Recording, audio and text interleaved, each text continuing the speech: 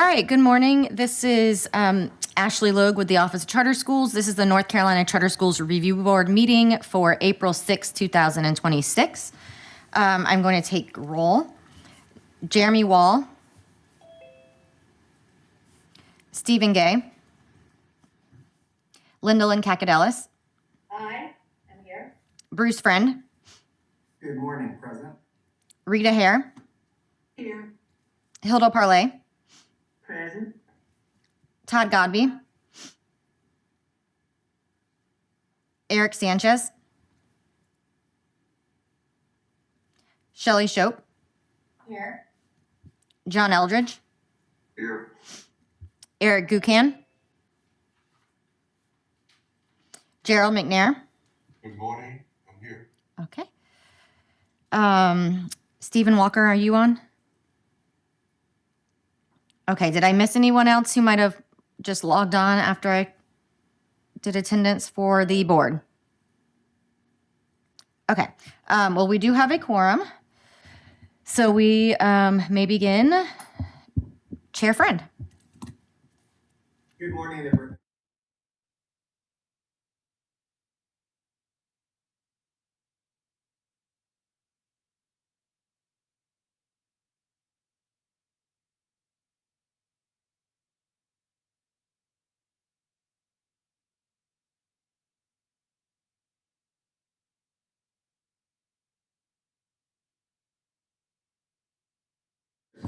To the flag of the United States of America and to the republic for which it stands, one nation, under God, indivisible, with liberty and justice for all. And I Salute the flag of North Carolina and pledge to the Old North State love, loyalty, and faith.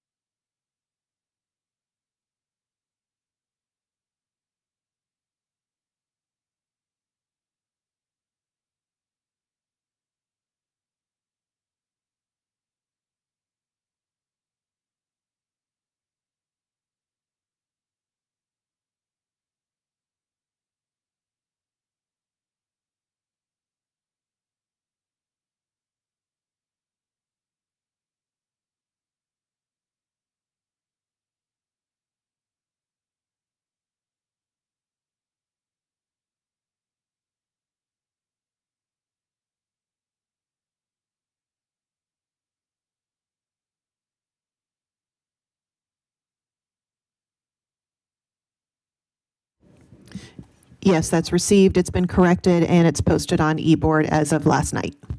Okay, thank you very much.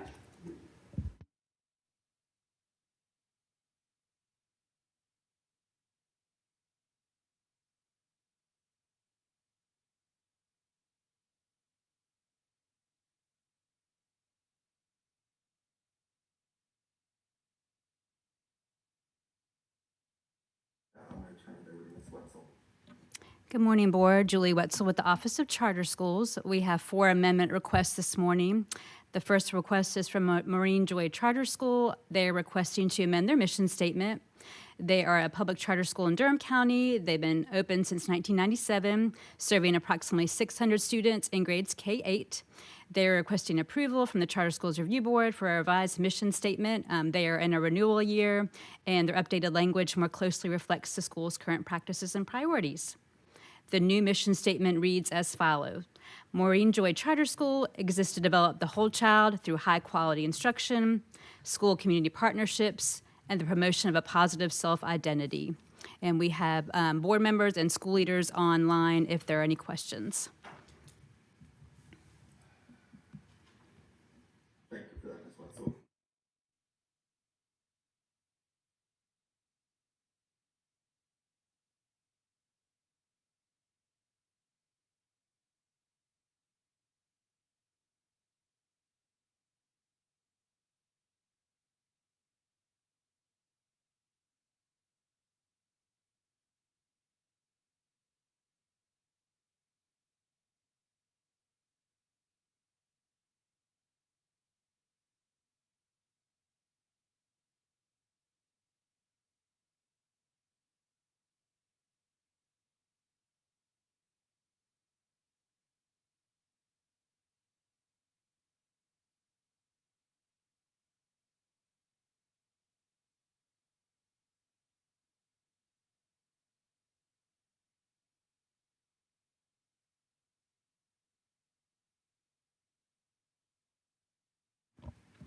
All right, next request is a mission statement revision from Poquoson Innovative Charter.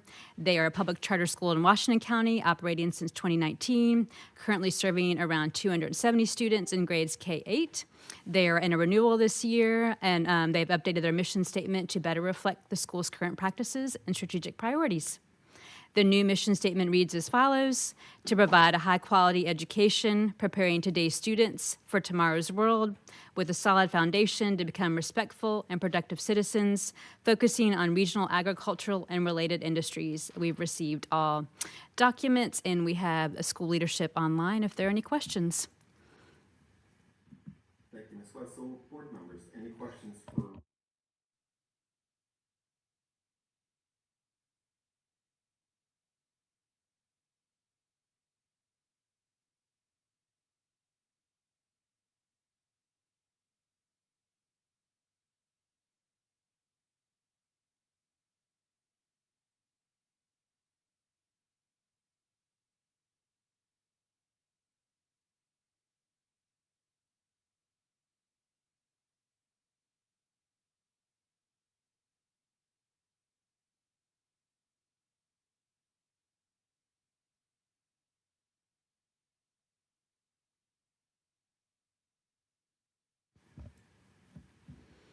All right, our next request comes from Northeast Carolina Preparatory.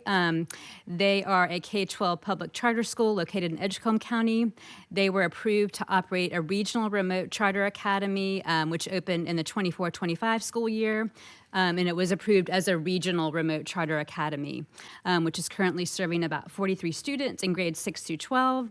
They're now requesting to amend their remote charter academy from a regional model to a statewide remote charter academy.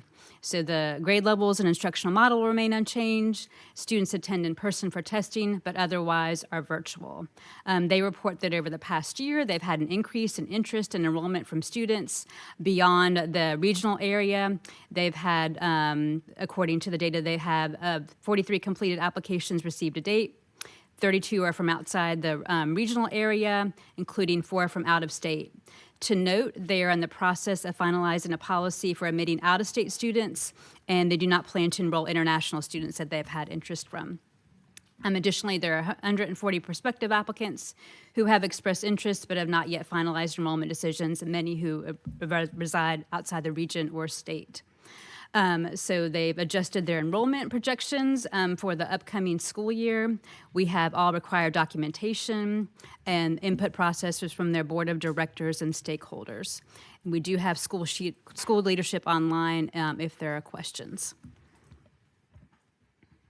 Thank you so much.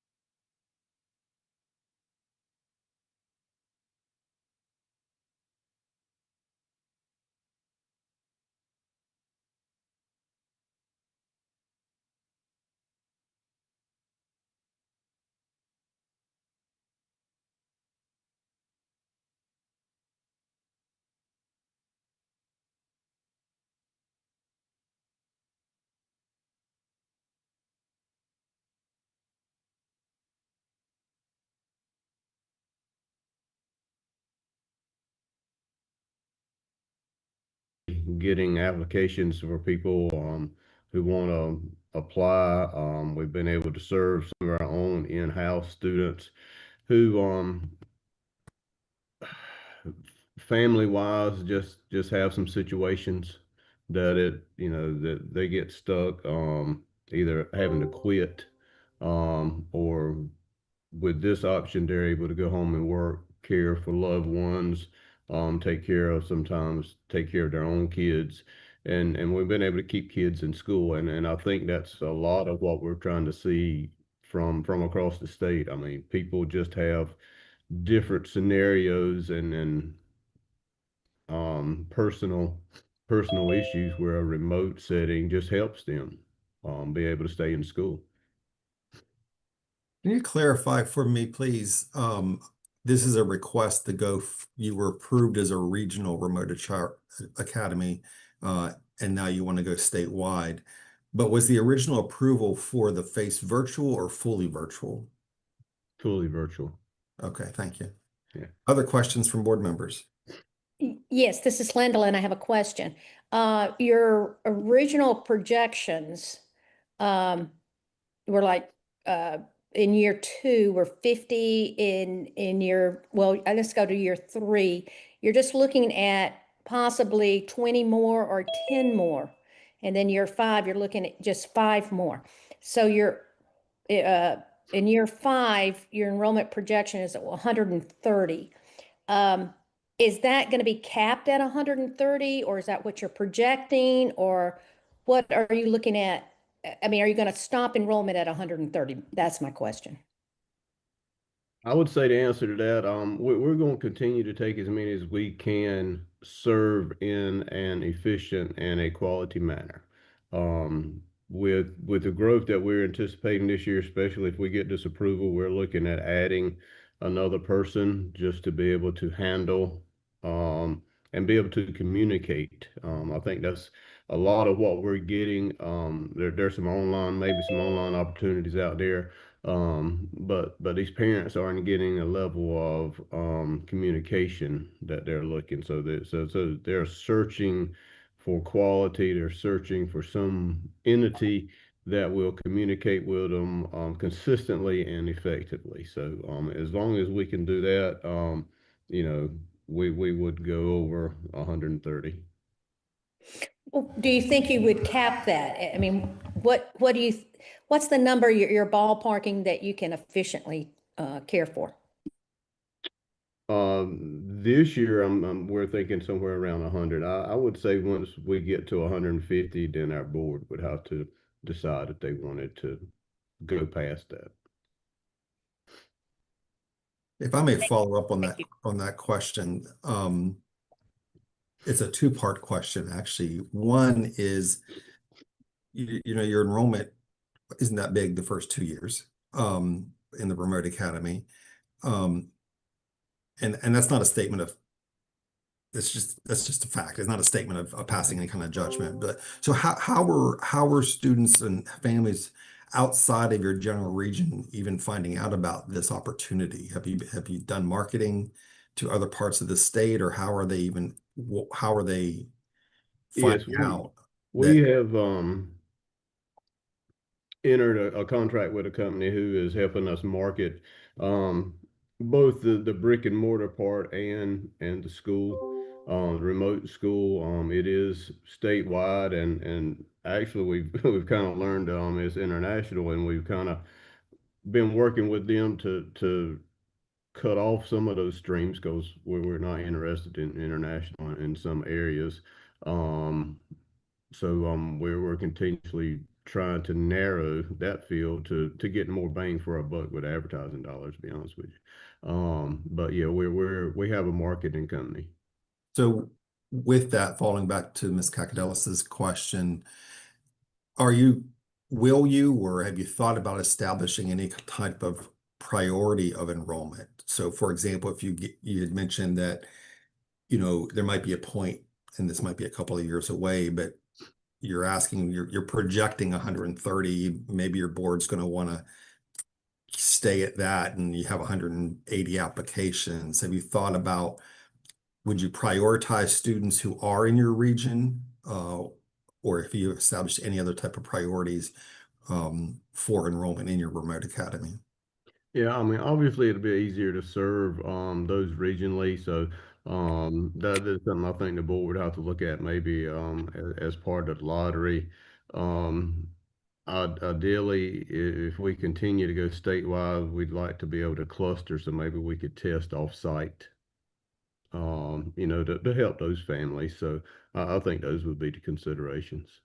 Yeah, okay, that was gonna be my next question, and I don't mean to monopolize. I'll promise my fellow board members, I'll open it up for additional questions. But the other factor here is obviously if you are statewide and whether you enroll one child or 100 children in Asheville, you've got to provide the capacity to test those students during the school year, and there are in-person requirements that just cannot be waived. And so, Yeah.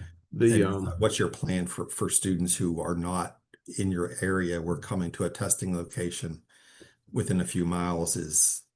Yeah, the conversations we've had, I mean, everything we can do to interim assessments can be done online.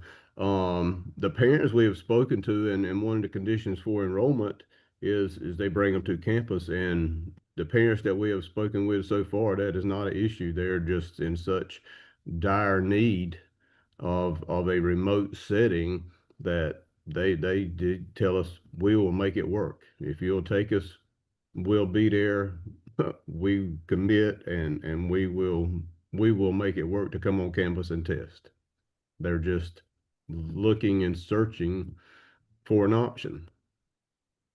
Thank you. Other questions from board members? Yes, this is Rita Hare. May I ask who we're speaking with? I didn't catch the name. I'm sorry. I'm Dr. Mark Cockrell. I'm an executive director for Northeast Carolina Prep. Okay, and did the school form in about 2012? Yes, ma'am. Okay, but your remote academy started in the 25-26 year or 24-25? 24-25. I'm trying to get Currently or last year? Yeah, last year, yes. Last year, okay. So what is the enrollment in your physical school, on your physical campus? It's K-12, right? Actually, pre-K-12. Yeah. We are hovering somewhere around 12-20, including Mhm. pre-K. Mm-hmm. And you said some of the students are hybrid with your new remote? No, ma'am. Oh, there's no one going hybrid. Okay, I thought you said you were serving some of your current students. It looks like your proposed increase is modest. Did you have a formula, or what did you base those numbers on, or your determinations there? How was that determined? Just what we feel like we can serve adequately Mm-hmm. with the staff we have in place. Okay. Without adding any staff or any other faculty, you're saying? Yes, ma'am. Mm-hmm. Okay. All right. Thank you. Bruce, this is Lindlin. I have another question. It talks about in the summary that we received that you're possibly looking at admitting out-of-state students. While you're not going to enroll the international students, you are looking at out-of-state. Are you going to be charging tuition, or how is the funding of that going to work?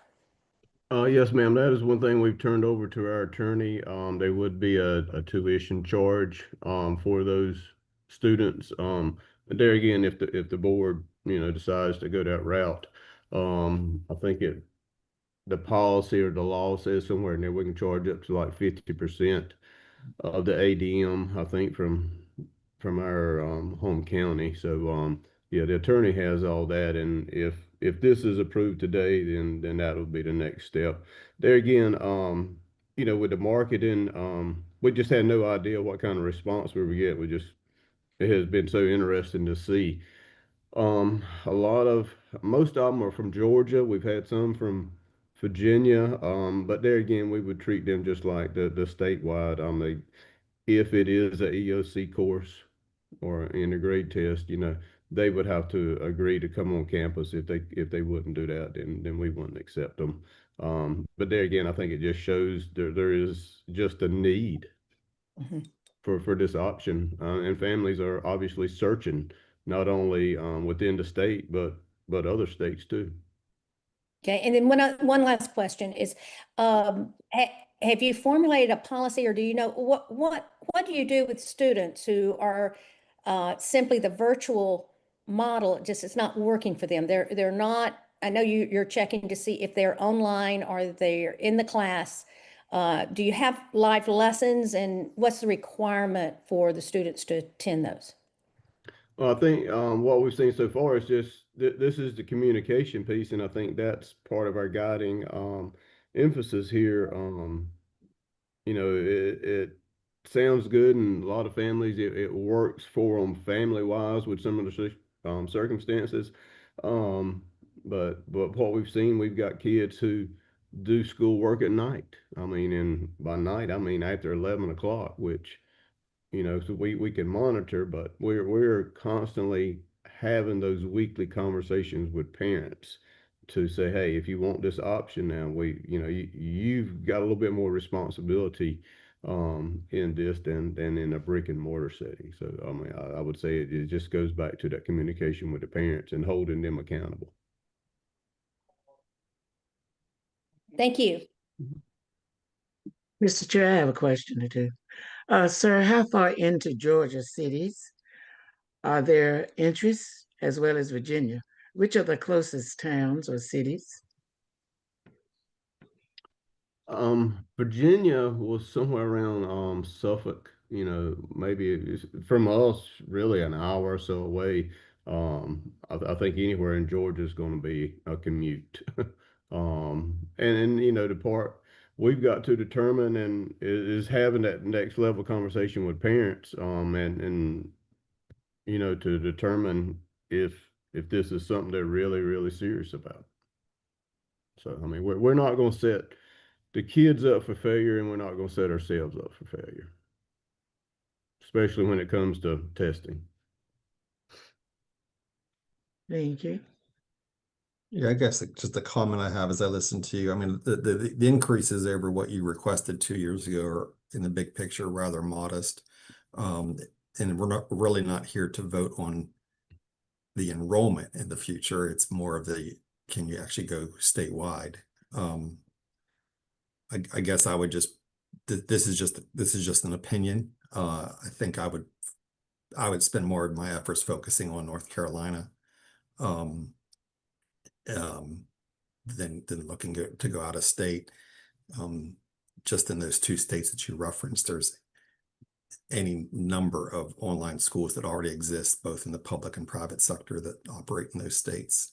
So, and I agree with that. Yeah. So, are there any other questions for Northeast Carolina Prep? Bruce, this is Eric Ucan. Are we moving to discussion next? Or should I have a couple of comments, but I can wait if we're in the question section. We're in the questions section. We haven't had a motion yet. Just know that, remember, discussion will be discussion just amongst board members. Right. Understood. Thank you. Mr. Chair, this is Rita Hare. Since the Remote Academy has been operating for, I guess, 1.5 years, do we have academic results on year 1? I didn't see anything submitted. No, ma'am. Okay, that's Dr. Cockrell. And I see that you have a Remote Academy coordinator, Cindy Murphy, as a coordinator. Yes, ma'am. Do you have instructional staff that are listed on your staff that are part of your Remote Academy staff? Currently, she is communicating with parents, and if kids run into some issues, then she will refer them back to our teachers of those subjects. Support. But the actual instruction is through other providers? Correct. Okay, and so she coordinates it. Correct. And you currently had, 50 to 60 students? I think around 40.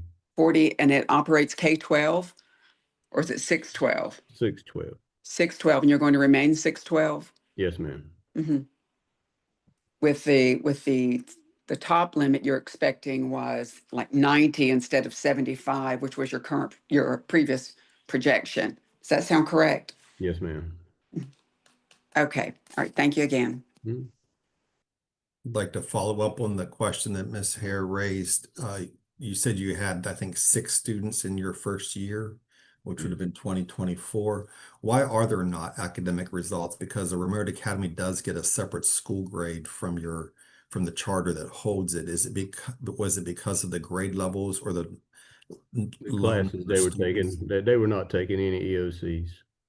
It was just high school courses, and they were not EOC courses.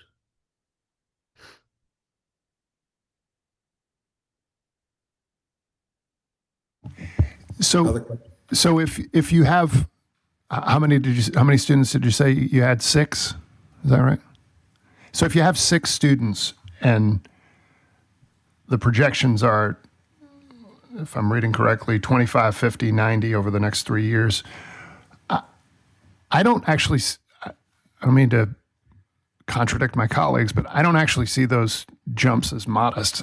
I hear that you have interest, but I see those numbers as being exponentially higher. Am I missing something? I could very well be missing something. I can speak to my comment because I refer to them as modest based on the original projections.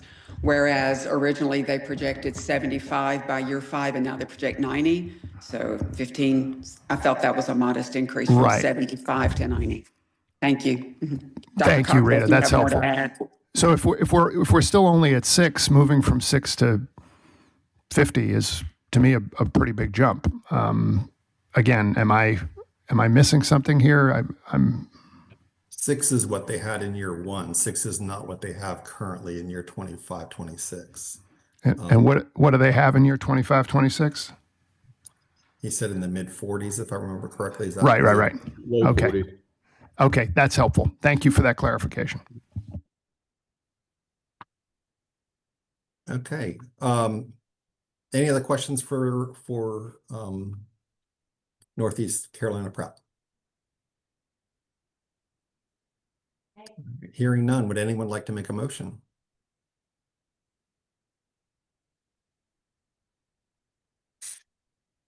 I make a motion that we approve the request to make it a statewide virtual academy versus a regional.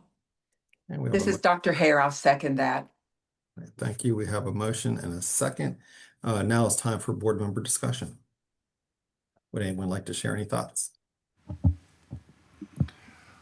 Yeah, this is Eric. With all respect to the intentions and the of the leadership and this plan, I have real concerns about. And I know we can go statewide, but I have real concerns about going statewide.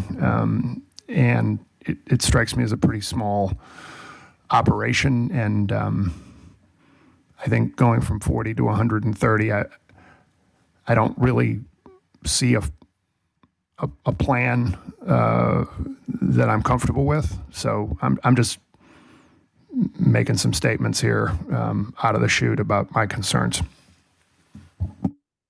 Thank you for that. Any other comments or just comments? I think I can feel comfortable simply because there will be accountability in the testing, and they made a statement that the board is fully aware that this can academically hurt them if they do not provide a strong basis for their academics. I did wonder, though, he said that there was no testing results, and I know that's going back to maybe a question, but if you've got 6th, 7th, and 8th graders that are taking EOCs, so did he make a statement that all the 8 that were there, I guess, last year, because they have the 40 this year and there's no testing results, but they were just all high school students without taking Math 1 or any of the EOC courses? Did I get that correct? Yes, ma'am. Last year, we did not take students in grades 6, 7, or 8. This is Bruce. I'm going to support the request. Again, this just as a reminder, this is a request to go, what we're voting on is a request to go from regional to statewide. I appreciate them providing their projected enrollments over the next 5 years or 3 years.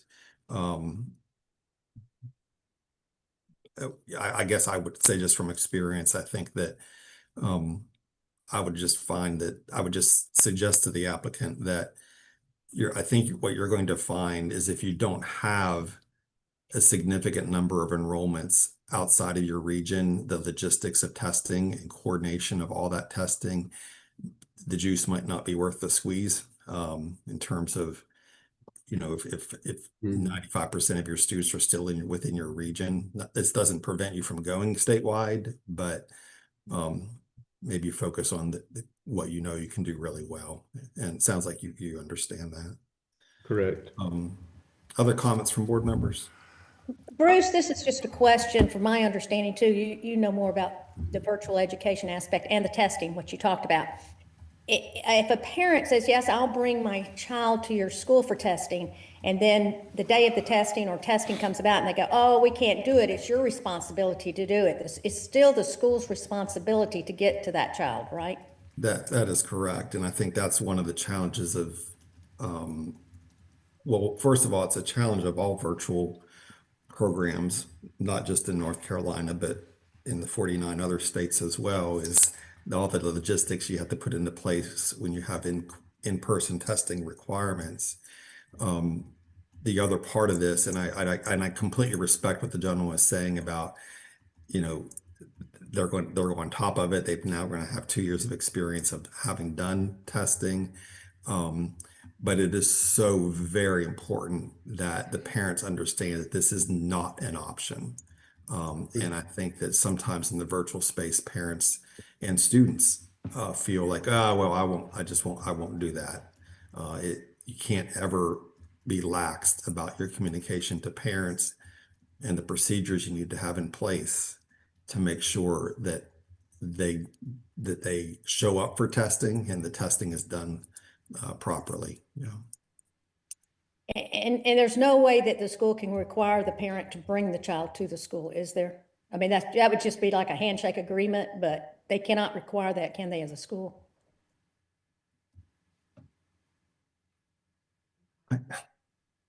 The school is required to provide the access to the testing to the family. I think if you're going to require it for them to come to, like if I lived in Charlotte and, if I'm going to have to be driving 150 miles, the school probably needs to consider about how they're going to provide support for that. Or is it just better for the school to go to the family? And again, I think that that's where my comment earlier about you can be statewide, but you might find that serving 2 kids in the western part of the state that's 300 miles away just isn't worth the headache, for lack of a better way of describing it. Yeah, Mr. Chairman, I think those are really salient points and really good feedback. And I know we have this vote before us, and that is one item. The broader item that I just want to bring up, I think, with us as a board is how we create viable situations for these statewide virtual schools to be successful. And I feel like the intentions here are great. It's the best of efforts, but I'm hesitant to approve these without the supports that I think are going to help to make them successful. That's just my take on it. Understood. Yeah, thank you. Any other comments from board members? Okay, hearing none, the motion and the second is to approve Northeast Carolina Preparatory's request to change their already existing remote charter academy from a regional span to potentially a statewide reach. We've had a motion, we have a second. Ashley, let's do a roll call vote. All right, Bruce Friend, Aye. Rita Hare,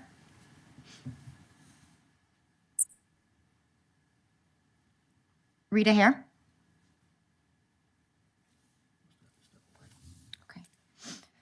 Hiddle Parlay, Nay.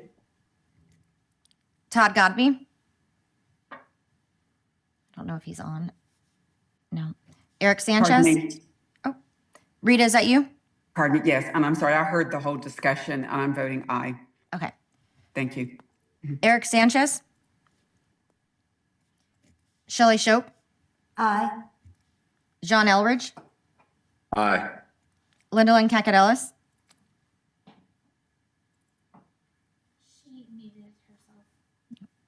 Lindalyn, can you unmute? Yes, I said aye. Okay, thank you. Eric Gucan. Nay. Gerald McNair. Aye. Okay, the motion passes. Okay, thank you. Congratulations. Thank you for your time. Go forth and do great work. Thank you. Okay, we have one more amendment request. Back to Ms. Wetzel. All right. Our last amendment request comes from BH2 Stream. They are a school that is newly authorized, and they were approved as an accelerated application in September to serve students in Edgecombe County.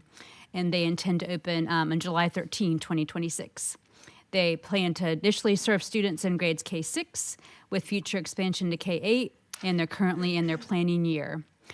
So we've tried to provide a timeline of the facilities that the school has considered. On September 9th, the school was approved to open in Edgecombe County. They came to CSERB on February 9th with a request to relocate over 10 miles and in a different LEA.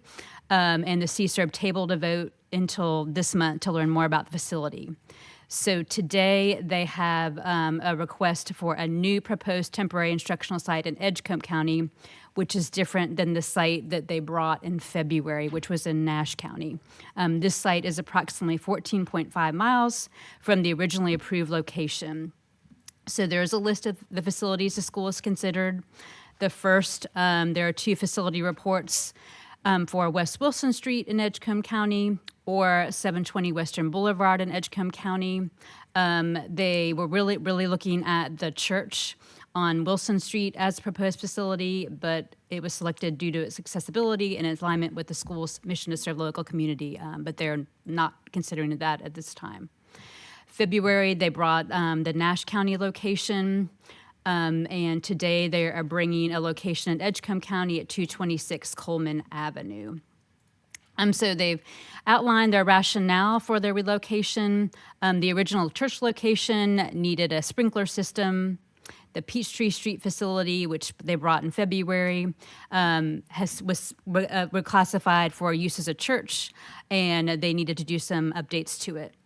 And then, so looking at, after they looked back at these 2 options, they determined that pursuing these facilities would bring unnecessary delays with their plans to open this upcoming school year.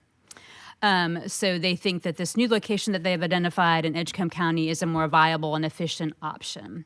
The executive summary outlines the ECO status. They're approved for the first floor at this time. The second floor is structurally suitable for use and has been reviewed by local officials, but they don't have an ECO for the second floor.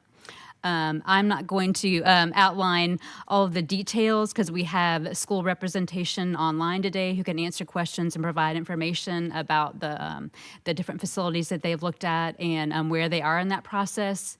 But we've also provided information about the enrollment and RTO status. Their projected opening is 280 students with a break even of 250. The information we have as of March 25th was an enrollment of 48 students. There were some outstanding RTO items, which the school has submitted as of this weekend. Our office just hasn't had time to review. And we've also provided a list of the anybody associated with the school, board members, school leaders, and their planning year session attendance. It's outlined in the executive summary. So we do have several members from the school online. I would like to invite them to take themselves off mute and kind of provide some information about where they are with their facility. Thank you, Ms. Wetzel. If representatives of this, if a representative from the school would like to kind of provide us an overview of this request, and please state your name as well. Sure. Great morning, board members. and all who gathered online today. I am Christian Herring with the Bryant Howroyd Herring Stream School, and Ms. Wetzel did a great job outlining where we are and what we've been discussing and doing as a board with the BH2 Stream School. We've since found a location that's in Edgecombe County, has a current ECO for the first floor, which can hold 250 students. It was last used in 2024 by a pre-K and daycare center. We did do a walkthrough with the city of Rocky Mount, its planning department, the zoning department, and the fire marshal. And they have said that we essentially need to have an architect just do our life safety plan and the occupant loads for the second floor. We're waiting to pay the architect to get this work done once we get approval for this facility amendment and have the green light. Okay, thank you for that. You're so welcome. Now will be a time for board members to ask questions. I guess I'll start, and this is probably a question that's on a lot of folks' minds here. This was first of all, also a reminder of the board, this was an accelerated applicant, which by definition was to have a facility secured at the time that we granted the board the ability to move into the accelerated RTO process. You came to us in February with a proposed change, which, you know, is almost more than halfway through the RTO accelerated timeline. We didn't approve in February because there were concerns around the viability of that facility, the certificate of occupancy, appropriate use. So we tabled to have you come back till today. And now you come back and you have yet another facility. It's April. School starts in just a few months. And then on top of that, you're at 48 students. I'm just going to ask and start the discussion. Have you considered asking this board for a delay to open? This seems to be for any school, let alone one that's in an accelerated time frame, not the progress we would like to see. Mr. Friend, that's a great question. And yes, we had some at-length conversations as the board about considering delaying. We actually had our first enrollment party on this past Thursday in Tarboro, and we had 127 families come to bring their enrollment applications and ready to roll with BH2 Stream School. So that said a lot to us, that our families are just waiting for us to open enrollment and get this going. We're just waiting to finalize our facility, but we know since we found this last location, since we finalized that, that's when we determined to have our blitz. And that's without doing a walkthrough for families to be able to come and see where it's going to be. They know our work. They know who we are in the community. As there's a song that says, "May the works we've done speak for us." The work we've done in Edgecombe County as educators there speak for us. And so that's why so many families came out to bring their enrollment information. So that was a great indicator for us, that we should keep going forward when you had 127 families coming out to say, hey, we want to make this happen. Well, just to clarify, enrollment is open. Enrollment, yes, enrollment, yes. So as you sit here today, how many applications have you received? We've received over 300 applications. Okay. Okay, other board members, questions that you have for the applicant? This is Rita Hare. How are you, Christian, Mr. Herring? I'm absolutely incredible, and I hope that you are. Yes, thank you. And you are the proposed principal of Correct. BH2 Stream? Yes. Can I ask a couple questions about Sure, your ma'am. board? Is Tawan Davis Sherrard still a board member? Yes, she's on today. Is Tammy Barrow? No, Tammy I'm is- sorry.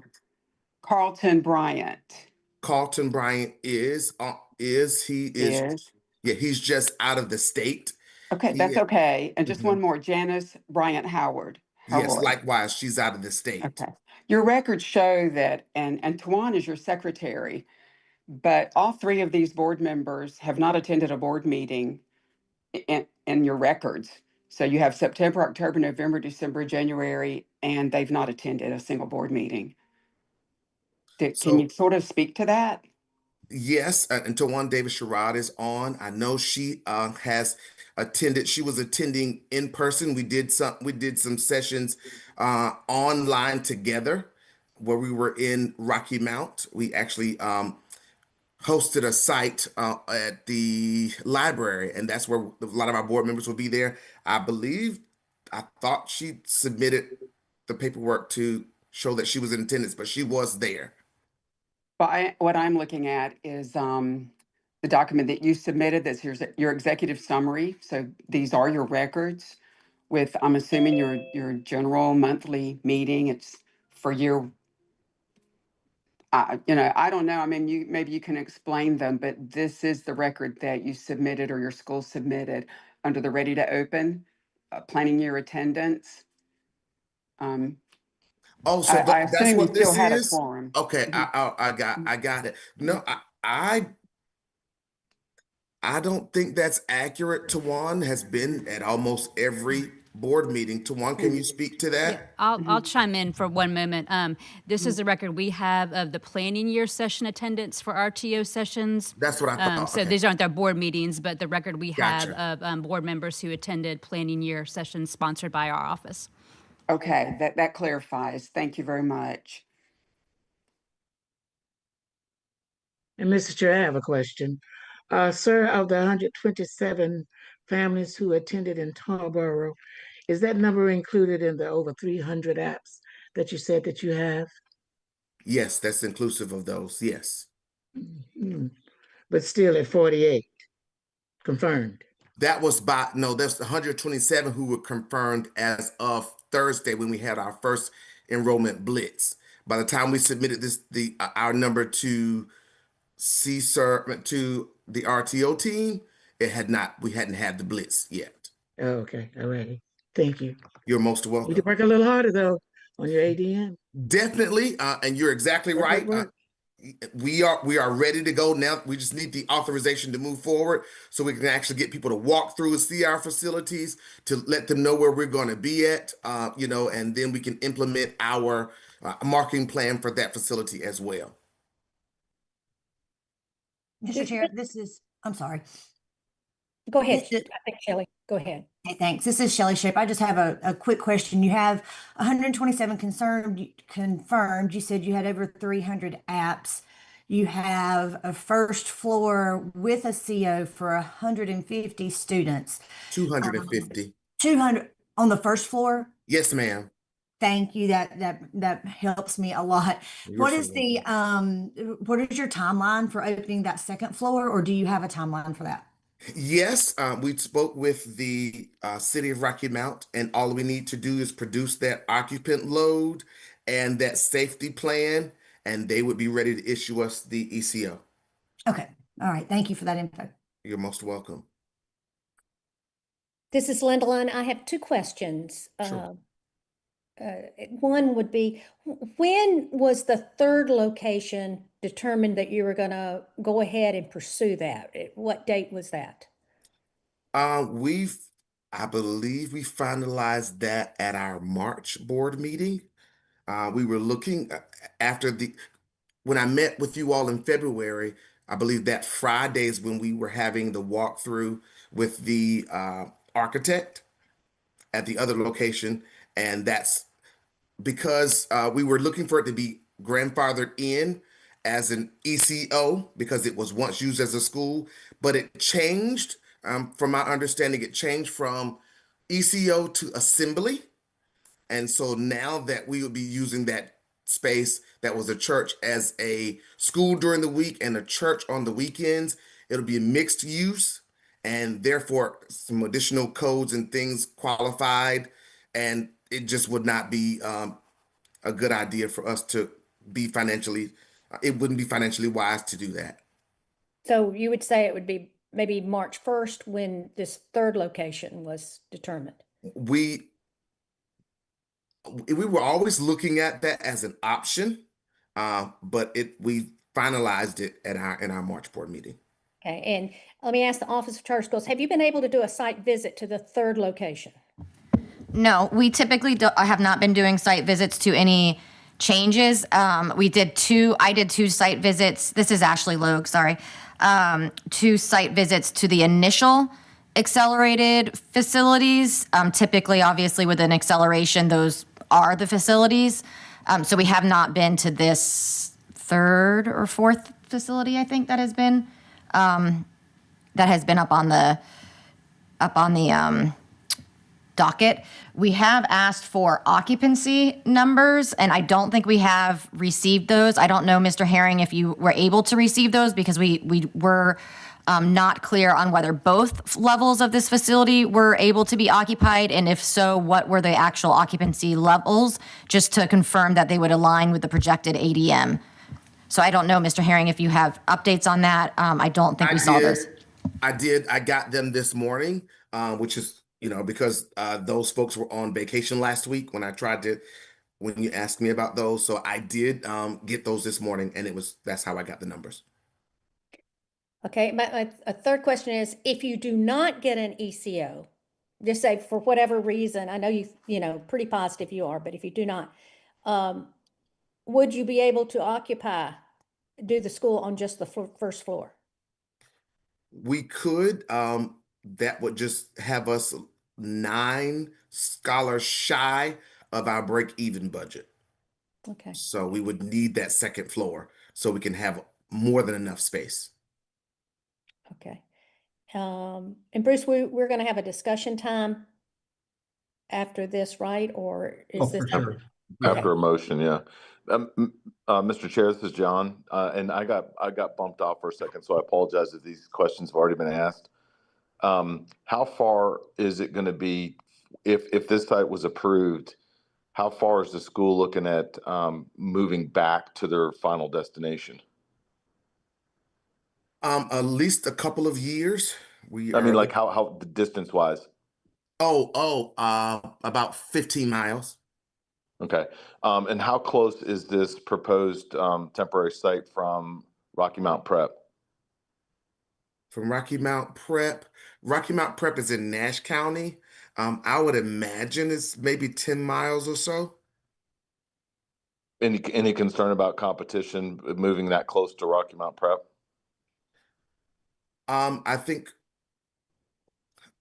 we will be serving totally different clientele because we have a unique approach with STREAM, and definitely having a heavy emphasis on STEM, reading, writing, and the arts.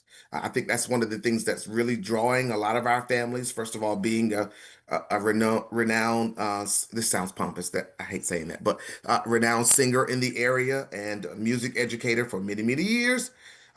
People are really, really excited for how this is going to impact the community. So they're really excited to bring their scholars so they could have dance opportunities because there are no dance classes offered in the area. So, all those things, we won't be attracting the same families. And I probably ask this question every time I've seen you, so apologize, but what are your transportation modes for all of this? Great question, because when we talk to our families about moving to Rocky Mount, the question we ask is, will you provide transportation? And we are going to provide buses for our families. And so they are really, really excited, and they have said, let's go as a result. Thank you. You're most welcome. Mr. Herring, this is Rita Hare again. I'm a bit confused about the facilities because, they've gone back and forth. And so you still refer to this Forever Home. Which address is considered the Forever Home? The Forever Home is 720 Western Boulevard. Western. Yes. And that is not the church that was on Wilson to begin with. It's right next door. But it was on Wilson Street, right? Yes. It's just it's facing different facing Wilson, but the church is on Wilson. So Yeah. in the original application, when you planned to use the church on what it was Salvation and Deliverance Church, you were receiving a $150,000 donation from the church. Now that you're not going to the church, what happens to those funds that were in your budget? They still are pushing behind us and would still give us that $150,000. We asked that question as well. Great question, but they still stand behind us 100%. And so you also had in your budget other funds, you called it other funds. It was $250,000 from the foundation. Do you still anticipate receiving those? Yes, 100%. Yes. We have some very generous benefactors who would like to give. Your minutes, something that I read, made reference to the fact that there was a fundraiser. The foundation had a fundraiser where you raised $25,000. Yes. Do you know if the results of that fundraiser, is that part of the funding they plan to provide you? And is it being raised kind of as you go along? No, that's a different space. Again, we have some wonderful benefactors who would like to donate. hmm So the Forever Home on Western is the original church. Can I just clarify that again? That is correct. No. I apologize. No, the Forever Home is next door to the church. The It's church not the church. is Okay. not the church, right? The church was where we would start originally. It's not part of the church. I kind of assumed it was It's probably an not part of the adjoining church. building or something. No, it's just Not happened to be located next door. So you're going 15 miles away to a temporary place that you think may be a couple of years, Yes. with the Yes, goal ma'am. of going back 15 miles to a building beside the church where you started. Yes, ma'am. That's Okay. correct. And you plan to open in 3 months on July 13th, 3 months and a week, right? So that was the original plan. One of the conversations we've been having as a board is to consider moving back our not an enrollment date, but the start date to August the 3rd. That would allow us more time to make sure we're ready to go. And we would adjust our calendar. We're a year-round school, so we'd be on for 9 weeks, off for 3 weeks. So we would adjust that calendar for about 2.5 weeks per intercession space to allow us time to push back a couple of weeks.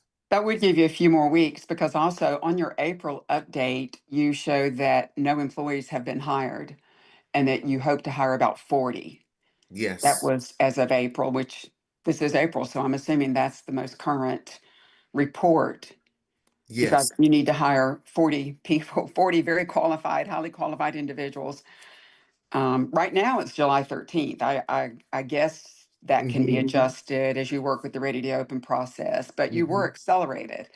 So accelerated is now on like third facility with adjusting your opening date. And I think you said 127 families out of the 280 that you're Yeah. looking for.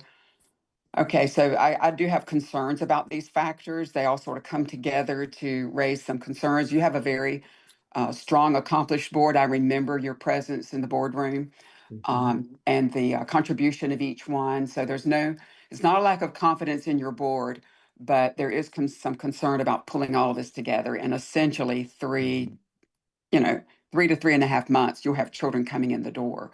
15 miles away from where you started planning. So just want to communicate that as we begin to have those discussions. If there's anything you'd like to say towards that now, please say that to contribute to these thoughts. I sure will. And I think you raised some great points in those questions and those comments there. We have held interviews for staff members, and we're awaiting approval for our facility before we start issuing out any contracts. Just we don't want to find ourselves in any space. So definitely we have a lot of people who are ready to come on board and excited to come on board. So we just need to go forward. Yes, ma'am. Yeah, this is Mr. Friend again. I appreciate all the questions from my colleagues. I think they've asked a lot of the same ones I was going to ask, but I can just tell you I can just see how parents are confused. Like your website even has the address of the church, not your Forever Home. as the location of the school. So even right now, you're asking parents to submit an enrollment application. And even if we don't approve this request today, we know the information you're providing to the parents is not accurate. Because it's not going to be at 13. Like, is it a fair statement to say of all the different locations you've proposed, the place it will not be is the address that's actually on your website? Right. And so to that point, that's something that's actually came up in our meeting, Mr. Friend, in our board meetings. That's exactly something we consider. However, that's the place that was approved. So that's why we need to, get an approval on a new location so that we can update our marketing materials. We have been sharing with our families. We've been communicating. We've been calling. We've been sending messages. So they are very aware of where we're going to be. And they're asking questions, and they're still willing to come on board as a result of the questions that they ask and the responses that we give them. What is your opening K6, correct? Your opening K6, or? Yes, we are. What is the enrollment you're trying to hit for your first year? 280. With a 250 budget. The last version of the budget we saw, your break even, you had to get to at least a 250. Yes. I guess a question for the Office of Charter Schools, Ashley, if I may. Right now, we're under the impression that they're opening in July. Now, I realize they can ask for a change on that. But if we were to go on the assumption that they were still planning to open for July, when would the office be coming back to us to vote on that, to successfully exit them out of RTO? Right now, everybody is scheduled for June. So starting in your next month meeting in May, we will have any school appear that is not substantially ready based on the readiness reports we're going to complete. And then at that time, you, of course, could vote if you wanted in May, but all schools will need a vote by June. That would be your June, I believe it's the 8th maybe this year. I don't remember. But your June meeting is when all schools need to get a vote. Other questions from board members?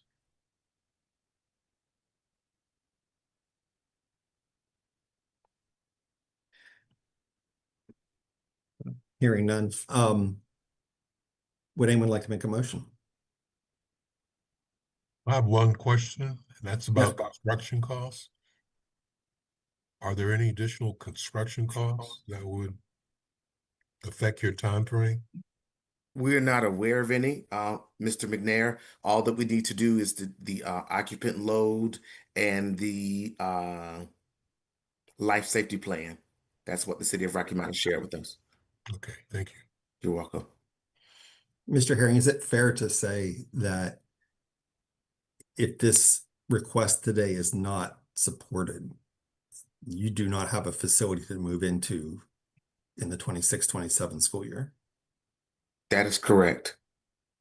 That is fair. Mr. Chair, I guess I do have one more question as you question him on that. Also, on the current facility that we're approving, I just want to clarify, there has been no inspection done yet, and there's no traffic pattern study or approval yet. Are those two things true? That the inspections that were last done were 2024, I believe, and because it was in use, I'll need to locate that traffic study because it was done already. I believe that was done. No, I don't think so. That April update that I referred to earlier, it referenced that traffic will be one way. This feature, hold on a moment, let me scroll down. No playground. Oh, I'm looking at the wrong building. I'm sorry, we have so many Okay, yes. facilities. The town traffic pattern has not been conducted at this point. We will get this done upon the approval, the CSRB. And so that's one thing that we will be discussing later today about accelerated applications. when you apply accelerated, you agree to move forward with no guarantee that the school will be approved. It's part of being accelerated. You have to make plans and put some things in place to be ready on time, and you're on an accelerated time frame. And when all of these factors say, well, we're going to wait for approval, or we're waiting to see if we're approved, that's not part of being accelerated. And we'll be discussing that later today. Maybe some of that is on us as a board and OCS, that we have to either clarify that or change something in that regard. But you haven't had the town traffic pattern conducted yet. Correct. Order something else, but. And the traffic pattern is, that's depending on DOT to get there. And there's no telling, that could be 90 days. That's a 60 to 90 day window. So maybe you could speak to this. The last fire inspection was July 2024, so almost 2 years. So they will have to do that again as well. Yes, they come out already. What the fire marshal indicated that, yes. Indicated what? That they need to do. That they need to do one. Okay. Yes. Okay, thank you. Mhm. You're most welcome. Yeah, I just feel like we're at the same point today that we were in February. Like being asked to approve a new site when we don't have the information, when you don't even have the information with 100% guarantee that the site is a viable site. You think it is, you hope it is, but you can't say with assurance because you don't have a traffic study done. You don't have the final inspections done. And I feel like we've lost 2 months, and you're an accelerated application.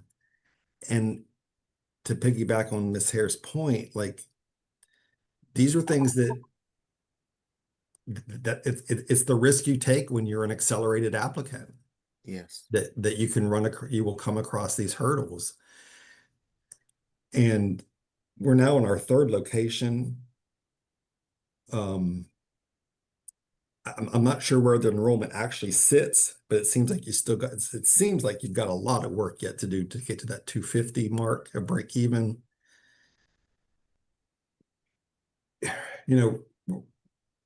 This is not a criticism of board members who've worked really hard, but about if these notes are correct that we have in front of us, you're an accelerated applicant, and a third of your board members have not attended a single RTO session. Not your board meetings, a single RTO session. I don't think that's accurate. Again, like I said, David Sherrod is on. I know she has attended. The only two who have not attended were those who live out of state. And the others have attended. I'm feeling like we're put in the same position today as we were in February. Mr. Friend, can I ask you a question? If we don't support this, then we're in essence you're not opening. But the likelihood and the confidence that I have that this is actually going to open by August, let alone July, is just from experience. It's just there's a lot of things working against this right now. Go ahead, Dr. Eldridge. Yeah, I apologize for interrupting you, sir. So this was my comments that I made at the last time that they were there. And I know today, I guess our vote is to whether or not this amendment moves forward or not. But I have a stronger concern with if you're going to be an accelerated applicant, one of the most important factors is you have a facility. The moment you don't have a facility, you're no longer an accelerated applicant. So I don't know at what point in time we're supposed to vote. I guess that will be June when we vote on schools exiting the RTO process. But I mean, I think we're at a point too where the board needs to really our board needs to strongly consider whether or not this application is still valid. I mean, this is very similar to another school that we had that they were there trying to make an amendment to their application, and we basically voted at that day that they weren't an accelerated applicant anymore, and we withdrew the application. So, I mean, I think that's going to be something for discussion that needs to be tackled too, because the longer we kick this can down the road, the longer the people that think that they're going to be going to this school, whether they're the community members, the people they're going to hire, whatever. I feel that we're borderline setting a precedent on approving a school that's really not an accelerated applicant. All you've got to do is come to us and say that, yeah, we have a facility, and then 2 months later, not that that's what this school has done, but it's opened the door for in the future. All I've got to do is say I have a facility, and then 2 or 3 months later say, well, something happened in that facility where we've got a second location to look at, and it's no longer at that point, in just my opinion, an accelerated application. So that's where I am in this. I don't feel comfortable, number one, even approving the motion for today, but it just does not seem to me to have the merits of an accelerated application anymore. Mr. Chair, I must concur with Dr. Eldridge. It just doesn't fit the acceleration definition. Mhm. And I will share, unfortunately, that is the space that we found ourselves in. And unfortunately, we placed you all in a precarious situation as a result. We did have locations. We could use the church as a space, but it wouldn't be, we found that it wouldn't be the best financially responsible space to use. Okay, any other questions, board members, for the applicant? I'll go ahead and make a motion, and I'm making this motion. Well, I can talk about it after we discuss it, but I make a motion that we deny the amendment for this application. Bill DeParle seconds. All right, the motion and the second is to not approve this request. Any discussion? I'll go ahead since I made the motion, and I do this with an extremely heavy heart because I know the passion of your board and the passion that comes through with you, Mr. Herring. It's undeniable. You care about the children, and you want to offer a great educational opportunity for them. Yes. I'm struggling. Number one, as Dr. Eldridge said, if you come with an accelerated application, we are taking you at your word. You've done all the due diligence for your location, and you're sure you can get into it. Now, I know we've had one where we approved it, but it was basically going to another charter school because they had problems with their facility, and it was going to one that had all of these inspections and things that they always take longer than you think. They always do, especially DOT. So I made the motion. I wished you guys had come asking for a year delay. I really do. I might could support that. But with the motion, I want to say, please come back with an application. If this is denied, please come back with an application, another application. Because I know you won't be able to open this year. Okay, we have a motion and a second to not approve this request. Any further discussion from board members? I would just share, following up on what you just said, Ms. Kakadelis, as the Charter School Review Board, we have the authority to decide on this and their future however we wish to. I would just say, as part of our discussion here, as the applicant is perhaps reading the tea leaves on this vote, that it's still not too late to ask for a delay if that is what you would want to do, but your board would have to vote on that and then come back to us. Can we ask if the delay can be on the table? I think, and as a matter of procedure, Ms. Logue, am I correct that we would actually need a board minutes to reflect that you're asking for that delay? Yes. So, Mr. Herring, if you wanted to, depending on how this vote, pans out, if you wanted to go to your board after this meeting and discuss a delay and make that request, we would just need board meeting minutes and similar, cover letters similar to what you submit for any amendment. And then you'd work with Julie, and we could get it on the May agenda, the May CSRB agenda, if that's what you'd like to do. Thank you. We can still move forward with today's vote. Today's vote does not, today's vote, if this motion carries, You just will not be able to move to this location. It doesn't, in essence, kill the application. Mr. Friend, this is John Eldridge again, and this may be a question for the Office of Charter Schools. Does anything prohibit a accelerated application for asking for a year extension? Doesn't that defeat the purpose of an accelerated application? There's nothing prohibiting the request, but we bring it to you instead of approving it through the office, just because it is, it is an accelerated situation. Has that ever been done before? To your knowledge? I'd have to look. I feel like we've brought some. Yeah, Dr. Eldridge Rush is looking at it. I guess I just would look at it from the perspective of we are the authorizing board. If we wanted to me, I would prefer the path B. That So they the don't have board- to do the application again, is what you're saying? I believe Saba was the only one that that was an accelerated that was given a delay.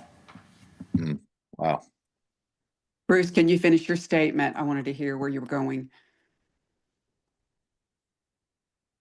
I Do believe you you're remember, muted. Bruce? I think he's muted. We are the authorizing board. We can give this applicant a year delay whether they want it or not. That would be the path I would prefer not to take. I think it is always best that if the board can come to us and ask for that and show that a majority of the board members want that is a preferred process. But I don't think we need, we have the authority to make that call. We have the authority to make that call today. I would just suggest that we wait and see if the applicant wants to come back with that request, assuming that this vote or this motion is supported. That's all. Well, with the original plan, I assume that the church is still willing, but it involved a 5-year agreement with the church, if my notes are correct, and also the leasing of 4 modular units. So they would still have work to do, and they would have some agreeing to work out with the church. They'd have some arrangements to make. So I agree with you. It would be wonderful if they had come and just asked for another year. It appears by all of these measures that that's what's needed. But we'll see how today's vote goes. Thank you. Any other discussion from board members?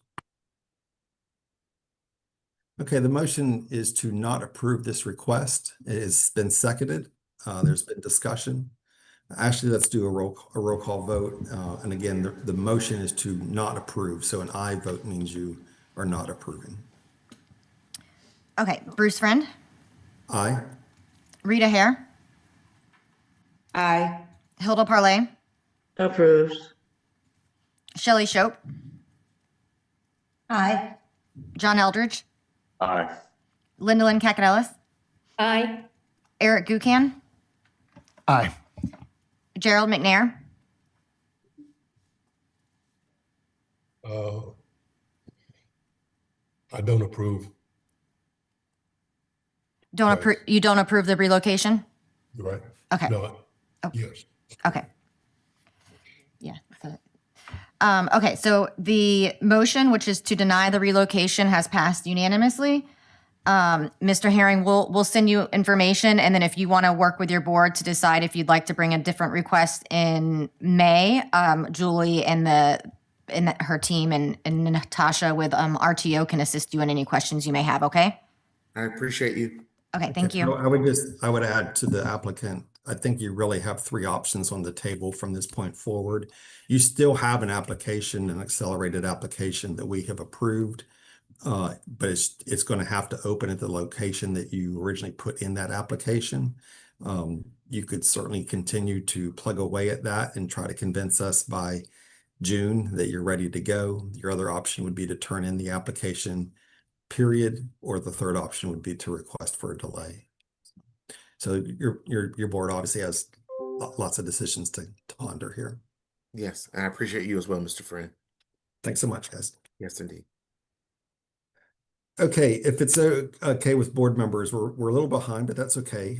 We have the ready to open updates. If we could take a quick break, let's reconvene at 10:30, and we'll hit the ready to open updates at 10:30. You might want to put your audio on mute if you step away from your computer.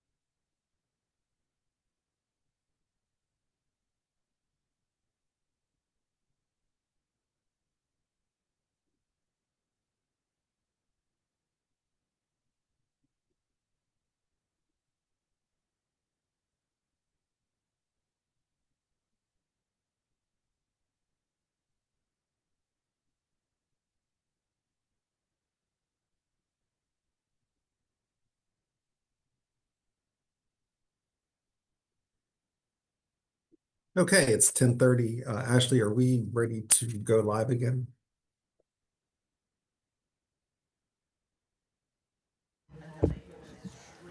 We're headed that direction.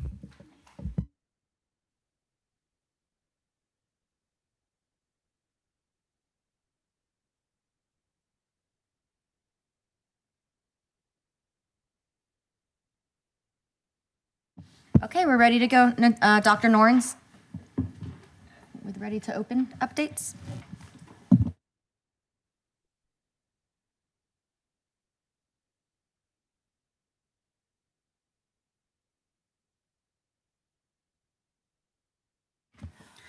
Good morning, board. Okay, This is Ms. Logue, Dr. are we Nat- ready to go live? Good morning, board. This is Dr. Natasha Norns from the Office of Charter Schools. Can you hear me? Yes, ma'am. Okay, good morning. Good to see you all virtually. This morning, I am coming to you with the April update of RTO schools in the 2026 cohort planning to open this fall. For your information, we have next steps as our first slide to share with you that in May, schools who are showing partially or not ready to open in areas of critical readiness will be asked to appear before you. And that can be virtual or optional in-person attendance. As you heard Ashley Logue, the director of the Office of Charter Schools, say and share, we will be creating and have created readiness reports to share with you for May. And then in June, the final RTO decisions and votes by your board will happen on June 8th, showing schools partially or not ready to open in areas of critical readiness to appear on that date. And the remaining schools are asked to be available virtually. Any questions about what to anticipate next month and the month after? Okay. Next up, the school readiness reports that we have created will show that each RTO school will receive ratings and comments for each of the following categories. 1, facility and operations. 2, finance and budget. 3, staffing. 4, enrollment. And 5, their participation and submission ratings and overall governance during the RTO Ready to Open planning year. You will receive a detailed report for each school and its board before the May and June meetings that we will be completing as an RTO team. Next slide. Oh, are there any questions about what these readiness reports will look like? Okay. So your options in June on June 8th, but can also be done earlier in May, at the May CSERB RTO appearances. You can make any of these motions at any time, and all schools will be brought forward in June. So the first option is you can approve as ready to open if you deem that their criteria and readiness is looking complete and that they will have a strong opening. And then you can proceed with giving them their charter agreement. Number 2, you can approve the school as ready to open with contingencies. 1, that it is successfully completing RTO, ensuring strong evidence of readiness, but it has to clarify or improve any of the RTO requirements. An example of this would be that you have done in the past. It could be contingent upon submission of an updated transportation or exceptional children's document that is approved by our office. And then they would receive their charter agreement upon completion of the contingency. The last area for you to vote is that the school is not ready to open, the school being unsuccessfully able to complete RTO and lack of readiness is showing. where you may vote to require a delay, or you may vote to determine the board is not capable of meeting requirements and deny the opening with no delay. The RTO process concludes for that school at that point. Next slide. Oh, before we move on, were there any questions about the voting options? Okay, they're pretty straightforward. All right, next we'll go on to share the readiness of our current RTO cohort, starting with BH2 Stream Academy. We had their previous county as Nash, but as we know now, it should stay Nash. It will be Edgecombe. Thank you. Their approved year one ADM is 280.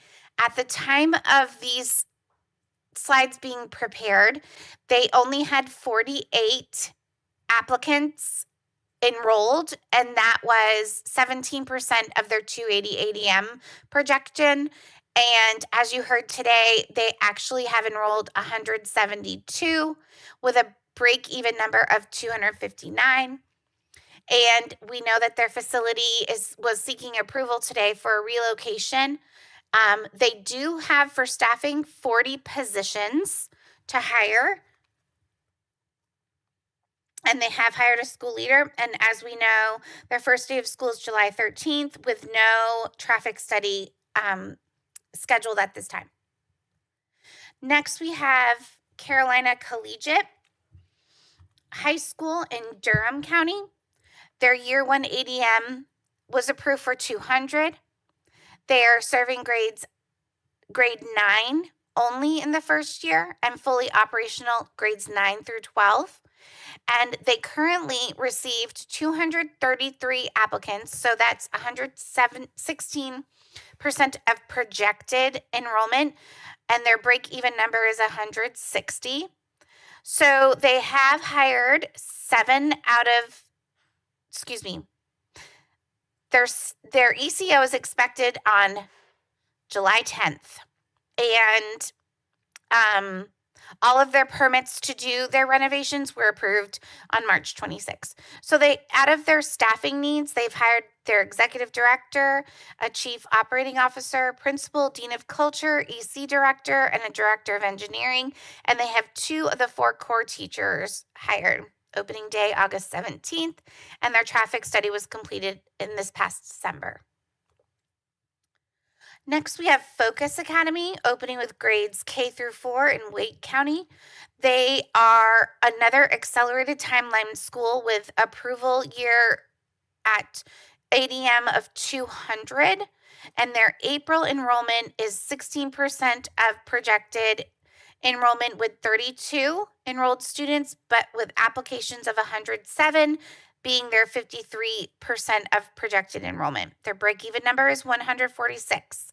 They're very close. Facility updates. So their retrofits are pending and their ECO is pending with the former school facility as a church, but also they are needing their design plans as well, similar to what BH2 Stream needed to have their ECO approved. And their staffing, they have 1 admin hired and 1 out of 8 hired for teachers. Their first day of school is August 17th, and they have a traffic study pending based on the prior school use.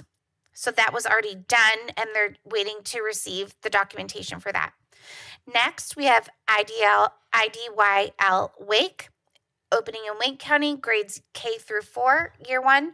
It is a fast track replication school. They were approved to open with 350 students, and their current April enrollment is 182, 52% of projection. And that is their applications that have been fully enrolled. Their break-even number is 300.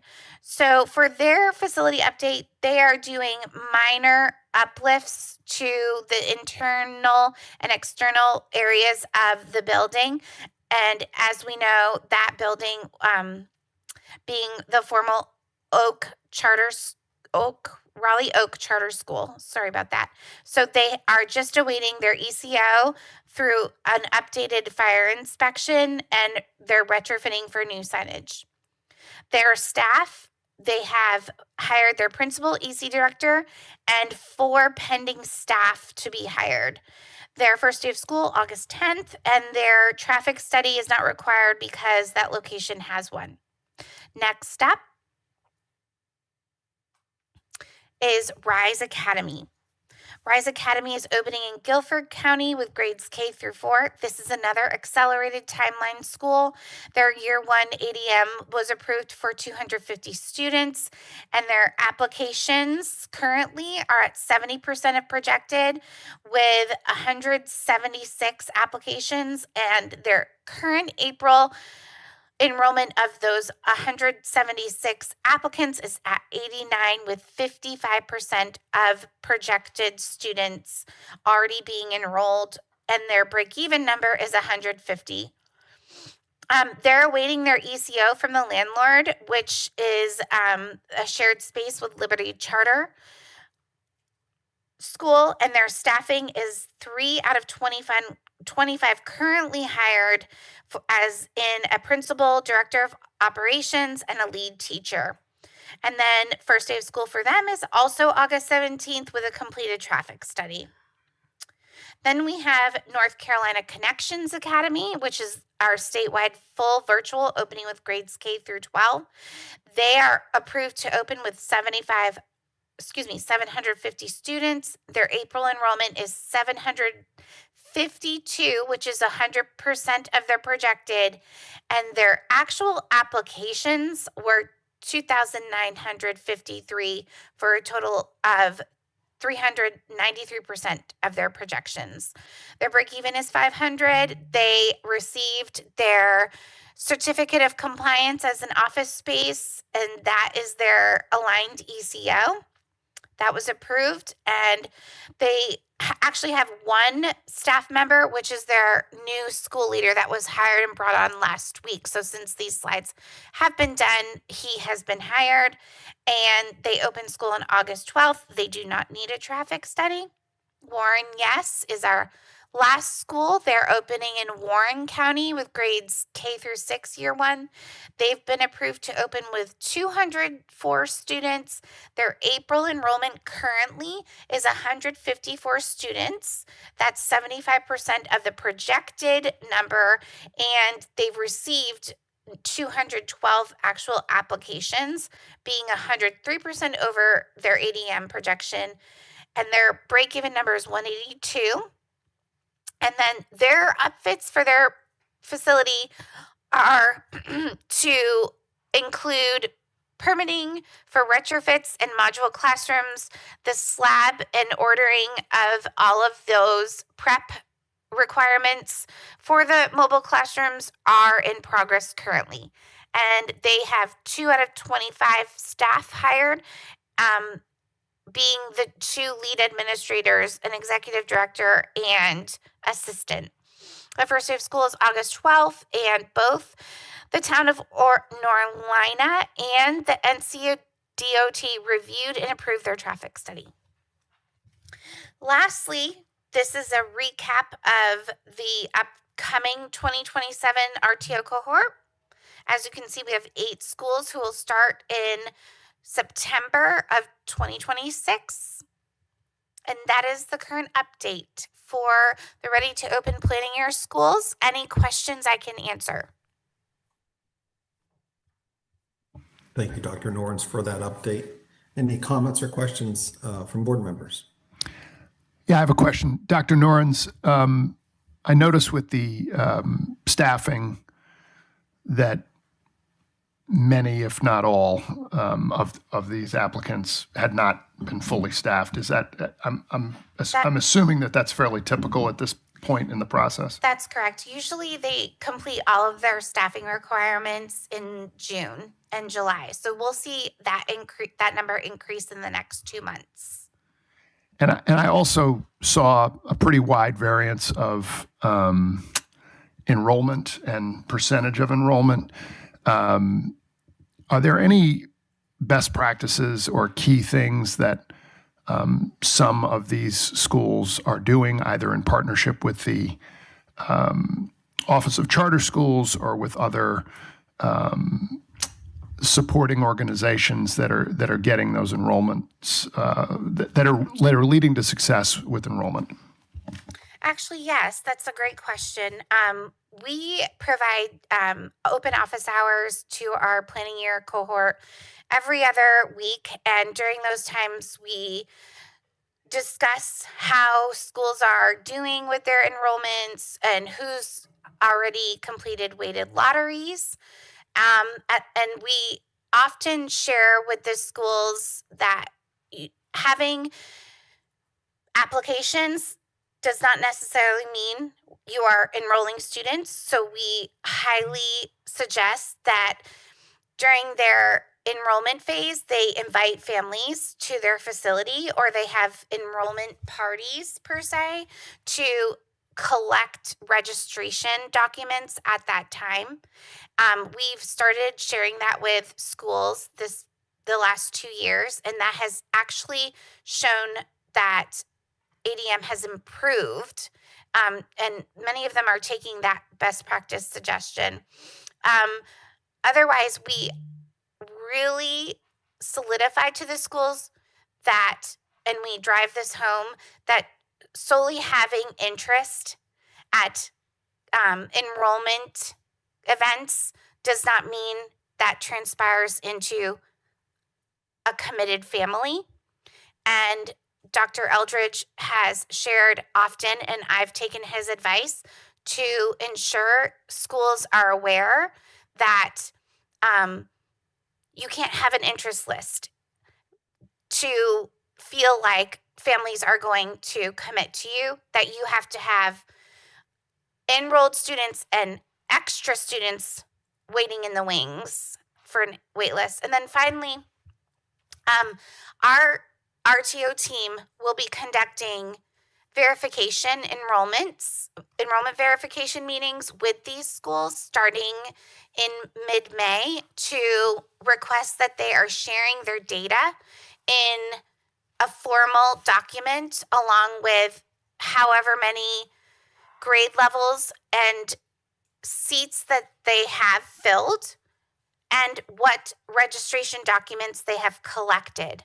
So these schools are understanding, and this is new within the past 2 years, they're understanding we are holding them accountable for this data, and them actually appearing in front of us virtually to share that they are tracking their enrollment and that they've conducted events and updating us on their facilities in real time, not just documentation, has really assisted them in understanding the accountability piece to these numbers.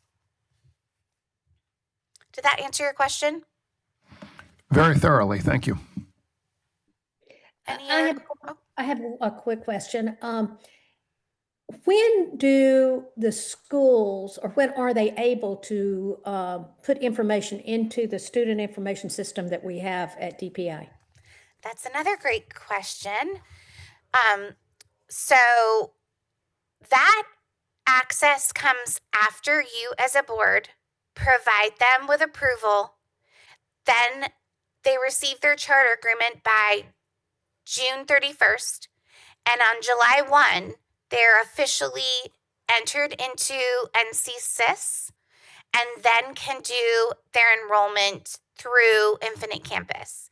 But they have to go through the formal process here at DPI, the Department of Public Instruction, in order to be given access, and that includes having your approval. Is there a charge? Do they have to pay in order to get into Infinite Campus? No, I do not believe so.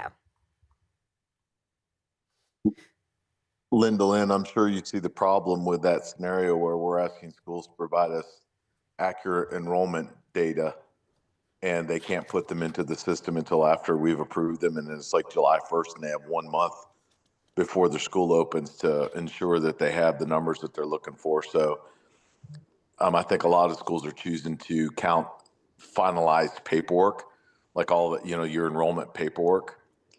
But I don't know if there's a way, obviously it's outside my spectrum of knowledge, but if there's a way that we can fast forward them having access to Infinite Campus so that they can have a more, well, I guess an easier way to verify actual enrolled students that plan on coming.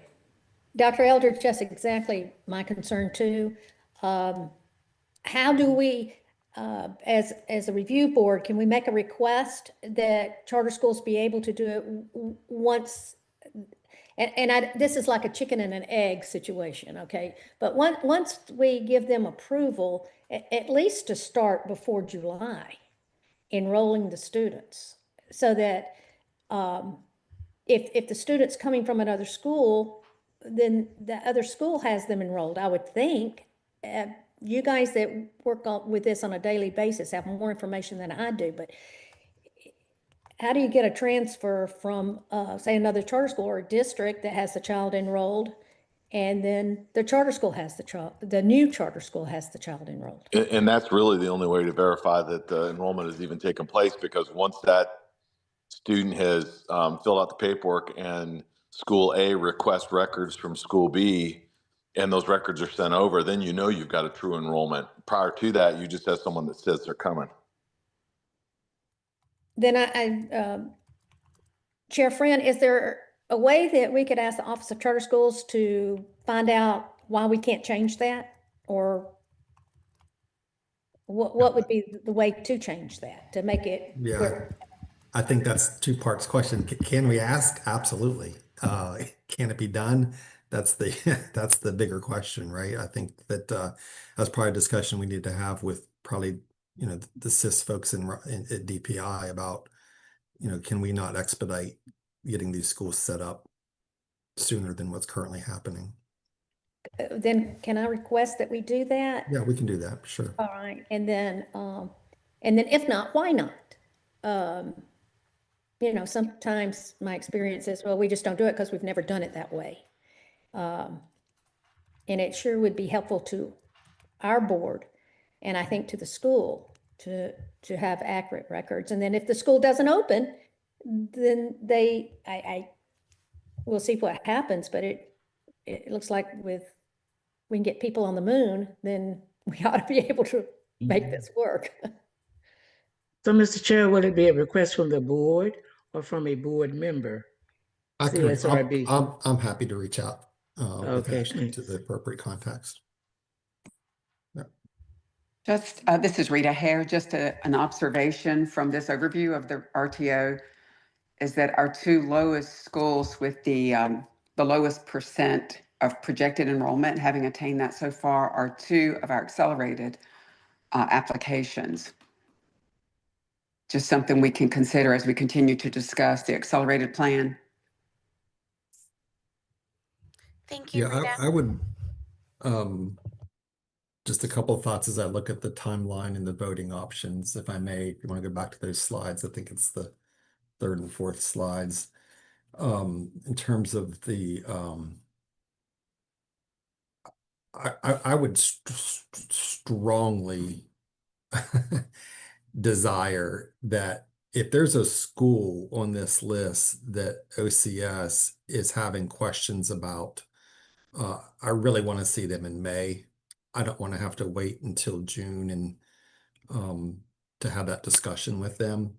Certainly, I'll defer to the office in terms of how you apply that school readiness report status numbers 1 through 5 to these schools. But if there's any that are giving you some real concerns, if the Office of Charter Schools has concerns, then I'm pretty sure we're going to have those concerns too. I think them being before us in May should be highly preferred. And if there's schools that are really, if they're on that list, I think they need to be there in person. Assuming we have if we have the May meeting in person, I think they need to be there in person as well. And then if you go down to the other slide where it says we have the three options that we have, yeah, certainly we have those options. I would just share, and this is just my opinion, if when we exercise option 2, which is that we're going to say you're going to be, we're going to grant you ready to open status contingent upon some other factor, certainly it might be something that's like if you're waiting for some type of certificate or some type of like, it's just one final box to check that everyone knows you're going to check. That's one thing, but I'm not going to, I've learned my lesson now for the last 2 years. I'm not going to support a school and give them an exit of ready to open if the contingency is that they haven't met their enrollment criteria. We've been burned twice now in the last 2 years on this where schools didn't meet their minimum. So I would just and I know Dr. Norns, as you do, we've got to impress that upon these schools. Community gatherings and enrollment parties and hope, faith are not strategies that we need the real numbers. I don't mean to sound preachy there to my fellow board members, but Preach away, Mr. Chairman. I think that the Office of Charter Schools does an amazing job with the resources that they have in this process. I also think that in order to set these schools up to succeed, and this is what I hear you saying, Linda Lynn, and you saying, Bruce, is I think we just need more opportunities to allow these folks to get the support that they need to succeed.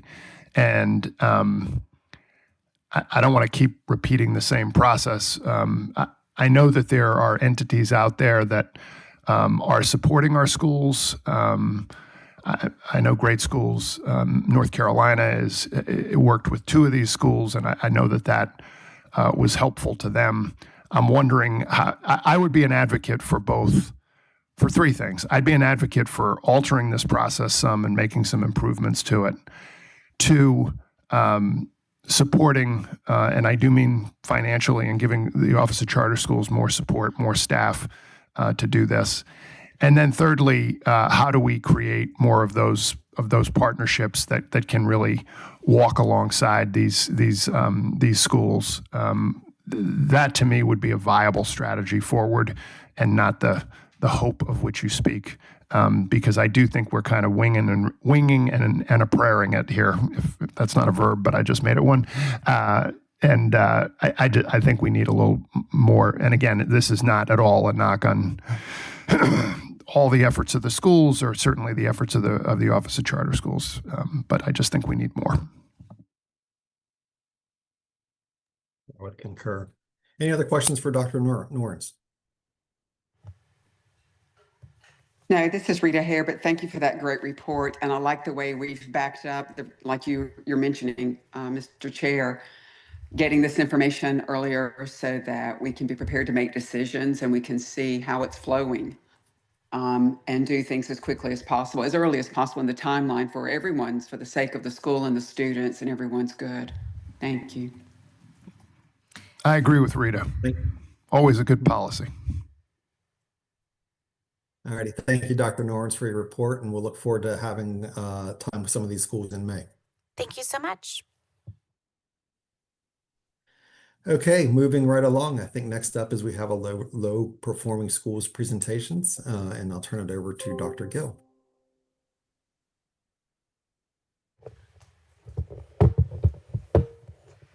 Hi, can you hear me?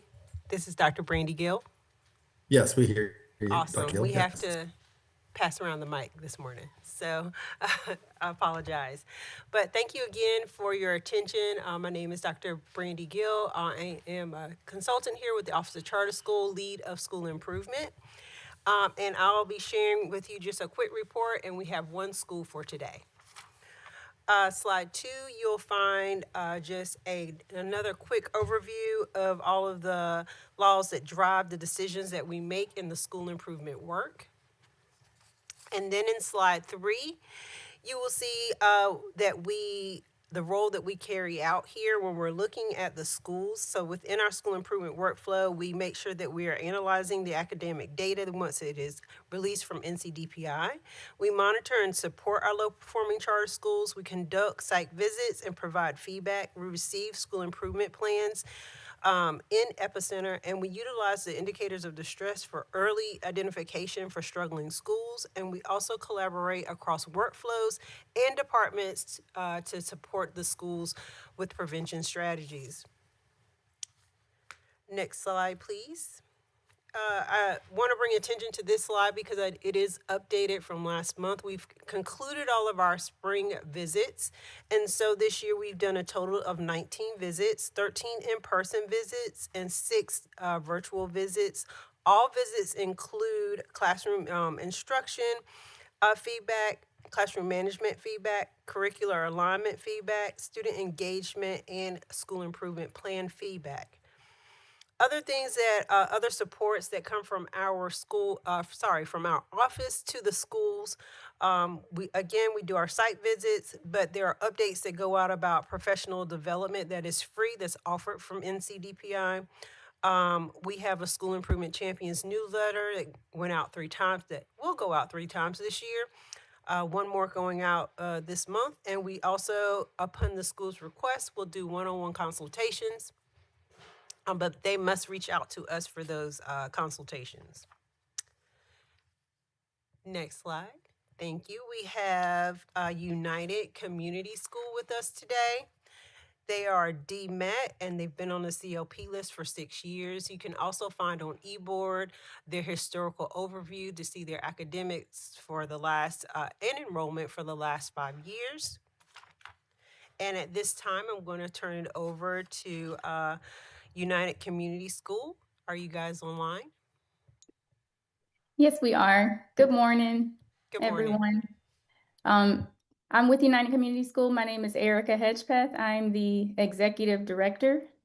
And I have on with me today our board chair, Ken Hall, board member, Mark Piernick, 2 of our principals. Mr. Joshua Adams is our kindergarten through 3rd grade principal, and Mrs. Emily Shagna is our 4th through 8th grade principal. And at United Community School, we are in our 12th year of operation as we opened in August of 2014. We have 23 lead teachers and teacher assistants and special area teachers, all who work to help incorporate or implement our mission, which is that everyone unites to provide students an education that is engaging, enriching, and challenging in a safe and positive environment. And we do incorporate the principles of the basic school philosophy, which is founded on what we call the 4 C's: community, curriculum, climate, and commitment to character. And so we are happy to be before you to share the progress that we are making as a school towards reaching our school improvement goals. So we have some slides today that I'm going to ask our principals to help me to express with you all. So as you can see, the first slide shows our goals, which we have 3. The first is that we will exceed growth. Right now we meet in reading and math, but our goal is to exceed growth in both math and reading for the upcoming school year. That we will improve our reading and math EOG scores by 5 points each, which if we do that, that will bring us to jump up a letter grade, which we're able to successfully do a few years ago. We exceeded growth overall in the 2018-19 school year, and we went from a D to an overall C. So we've done it before, and we know that we can do it again. We are implementing a lot of the strategies that we did in the past to have that success. and our staff are on board. We have students who are, we have changed our curriculum, and we have teachers and teaching partners in every classroom, pulling students into small groups, tutoring them during the school day, not just the after school tutoring that we've done in the past, but during math and reading, they get tutored at their level based on the assessments that we implement, which are the Amplify reading assessment. We have iReady math and reading diagnostics. And then we also do the state NC check-ins for math, reading, and science. And based on that data, our teacher assistants, along with our academic interventionists, pull students into groups to address the gaps that we find in the assessments. And so we meet them where they are. So that's just one of the things that we're doing to move our students, to grow our students. Our goal is growth. Proficiency, obviously, yes, but we are known for growing our students, and we do that, and we've been doing that every year. And so if we can go to the next slide, thank you. So this is a slide showcasing our Amplify data, and this assessment assesses, it's an early literacy assessment, which assesses students' proficiency in phonics, phonemic awareness, vocabulary, reading comprehension in grades kindergarten through third. And these are, students are with a teacher one-on-one. So they're not just at a computer like with, for instance, iReady. So we feel more that these scores are more accurate of a representation of how our students are performing, what they know, and good indicators of whether or not they're going to meet the marks of proficiency that we set out before them. Okay, and we can go to the next slide. Thank you. So this is showing our iReady. So you can see the green, it means students are on grade level. Yellow, they are slightly below grade level. So if it's a third grader, the yellow would mean they're currently performing at a second grade level.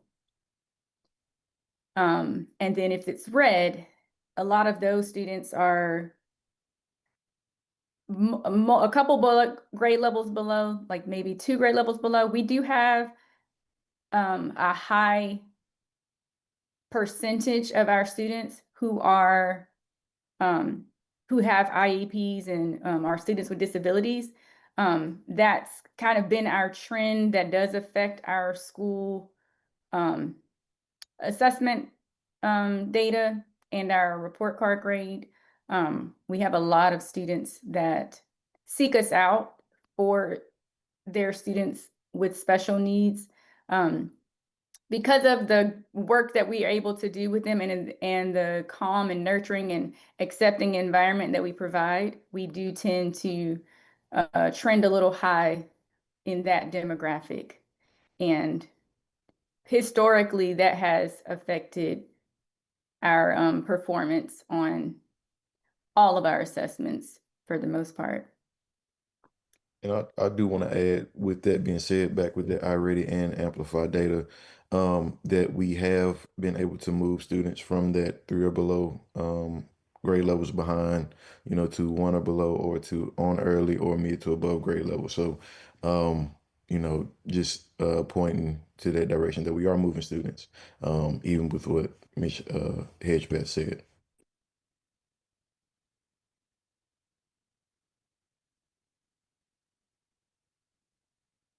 Mr. Adams, do you want to speak to the EVAS data that's on this slide?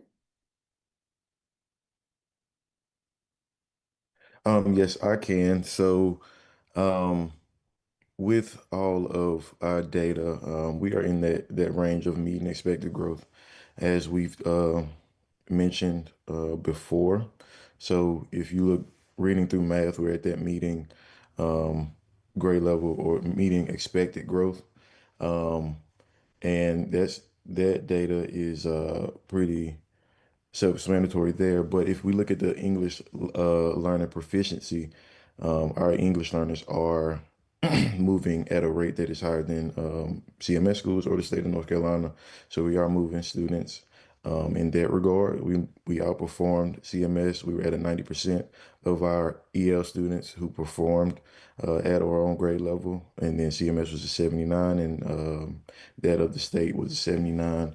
With our Read to Achieve initiative as well. So if you look at those two things, English learner proficiency and Read to Achieve, we are moving students at a rate at which they're growing and growing at a alarming rate, I would say. If you could go to the next slide about the check-in data. So this is something, so the NC check-in, we take 3 of those. We just finished taking our 3rd, which is something that is really inspirational, or letting us know that we're trending in the right direction.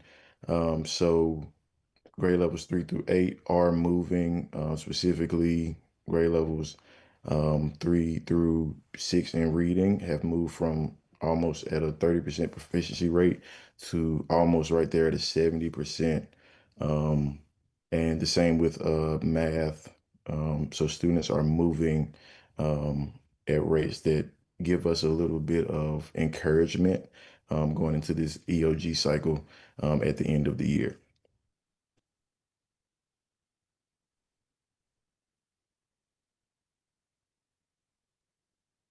And Ms. Shackman, if you want to speak to that as well, you can as well.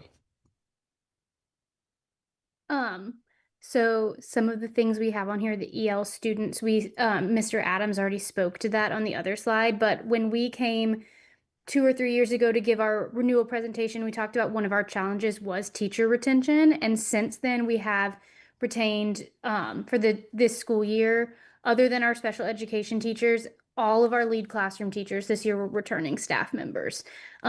2 were student teachers from UNC Charlotte who became teacher assistants who stepped into lead roles, but we didn't have any new staff for our general education. We actually, moving into the next school year, it's looking like it's going to be the same thing, that all of our teachers, that will be in our classrooms will be returning teachers to our school. So we think that that really helps with our student growth. Our students know our teachers. So that's been a big success since our last meeting. A lot of this, like I said, we've spoken to, but our last check-in performance, which we finished 2 weeks ago, our students have been on spring break since. We showed more growth than we have in the past years on our check-ins. Some of our challenges, as Ms. Erica mentioned, we have a large EC population. This, with staffing, can be hard. It's hard to find certified EC staff, and having the capacity and tools to meet the needs of the population that we do have. And then attendance, right now our chronic federal absentee rate is 8.25%. We just have, especially in some of our older grades, students who are chronically absent and tardy. So that becomes a challenge with getting them caught up to where they are when they're coming in 10 o'clock, 11 o'clock every day, or missing large amounts of school.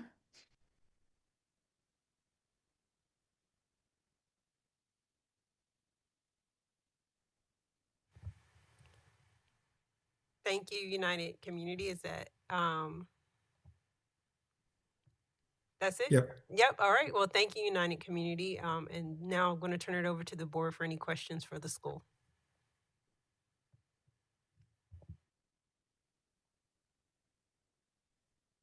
Remind me. Oh, go ahead, sorry. Rita. Go ahead, Rita. Sorry, this is Shelley. Or Shelley, sorry. It's okay. When you were looking at your iReady data that you were putting up on there, is that, and I'm so sorry, I can't see the up close detail. Is that end of the year projections, or is that mid-year projection? So the bottom for each is our fall diagnostic, and then the top one is the one we took after Christmas break. So that's our beginning of year compared to middle of year. We'll be taking end of year about 2 weeks after we get back from spring break. So that's actually our So actual. that's okay. So when you're looking at the data, and forgive me because I'm a few years removed from actually manipulating with that data, but I know you can set it from middle of the year to end of the year. I cannot remember if you can do that with the diagnostics, but I know you can do that with the intermittent assessments. Which one are you looking at? Because I say that because looking at my own school data, if I look at it, mid-year, it can look pretty rosy, but then when you look at it at the end of the year, like where your destination is, that's a different scenario. So I just didn't know which one you guys were working from. We're working from that is middle of the year. So as Ms. Shagner stated, we haven't taken the end of year yet. So that is from beginning to middle. But we are pretty confident that those numbers will continue to trend in the right direction with this end of the year already diagnostic coming up. And that's looking at middle of the year as compared to where they should be at the middle of the year, not comparing them to where they should be at the end of the year, correct? Yes. Yeah, okay. Okay, great. Thank you. Got a question about salaries. How do your salaries for your teachers compare to some of the other schools that are around you? So we provide the North Carolina base salary, that like the salary schedule that comes out each year. We just go by that. We implement that. We wait for it to come out, wait for legislation to approve it, and then we announce it that this is the salary that we have. So every step that's provided by the state, we adhere to that. So new teachers, they're at 0 years of experience. I think it was 41,000, the base pay this past year. Whatever it is every year, we just implement it, and our board adopts it each year. And so if it changes, which it usually does from year to year with any kind of incentive, we adopt that as well. So our staff get raises based on that scale. Thank you. The other question I have is, you have 8.2% children with excessive tardy rate. What are you doing about that? What are you doing about managing those kids that are coming in after 10 or 11 o'clock? We reach out to the parents to inquire what's going on, how can we assist, and then we just keep the lines of communication open and just making them aware that we notice and that their students are missing out. It helps a lot because sometimes they just being called out and saying, I see you coming in late. And also the teachers say, like, when you come in at 8:30, we're in the middle of the reading block and your child is not doing so well in reading. It's affecting them. So we just bring it to their attention that those little minutes add up and they affect their performance in school. And then if it's absences, we send out the truancy letter from Infinite Campus. There's just a generated letter that they receive, and it tells them your child your family's in close to violating truancy based on the number of absences at 3, I think 6, and then 10 absences. And then we require them to fill in what were the reasons for the absences and remind them that if it's not for the reasons that are excusable, then they're not excused. So they have to explain, and just that step alone, and then I sign it, and then I let them know that here's the North Carolina truancy laws so that they feel like there's more than it's not just coming from the school, it's the state of North Carolina, it's the law. And so if they get one of those letters and they're at a certain number of days, then they have to meet with their principal. So like I said, Mr. Adams, he's kindergarten through 3rd, he's over those grade levels. And so the parents would have to have a meeting with him. And then Mrs. Shagna, anyone 4th through 8th grade, they have to have a meeting with her. Anybody falls through the cracks, they have to meet with me. And it's a formal meeting where they have to explain what's going on, what the situation is. And then if their student is really not doing well to meet the marks that they should be for their next grade level, we bring up the idea of this could impact whether or not they're promoted. And so that is very eye-opening to those families to hear And that. what, Mhm. excuse me, and this is Hilda Parlay. What are some of the reasons why they're tardy? Some it's transportation. Sometimes their car, they'll say like, oh, my car broke down, or I wasn't feeling well in the morning, like things like that. Or they'll say traffic. A lot of times that's the excuse. But when it's so often, we just say like, you just need to, like, we try to help them come up with a plan to be able to bypass that. The meetings, the conferences, and bringing up how it's affecting the child's school does help. We do try to work with the family, provide, like sometimes we'll say like, well, you can, instead of your kid going to art or music, they're going to have to make up whatever they missed during that block. Sometimes that helps people take this more serious, like attendance more seriously. And nobody wants their student to be held back. So that's kind of enlightening that it does matter.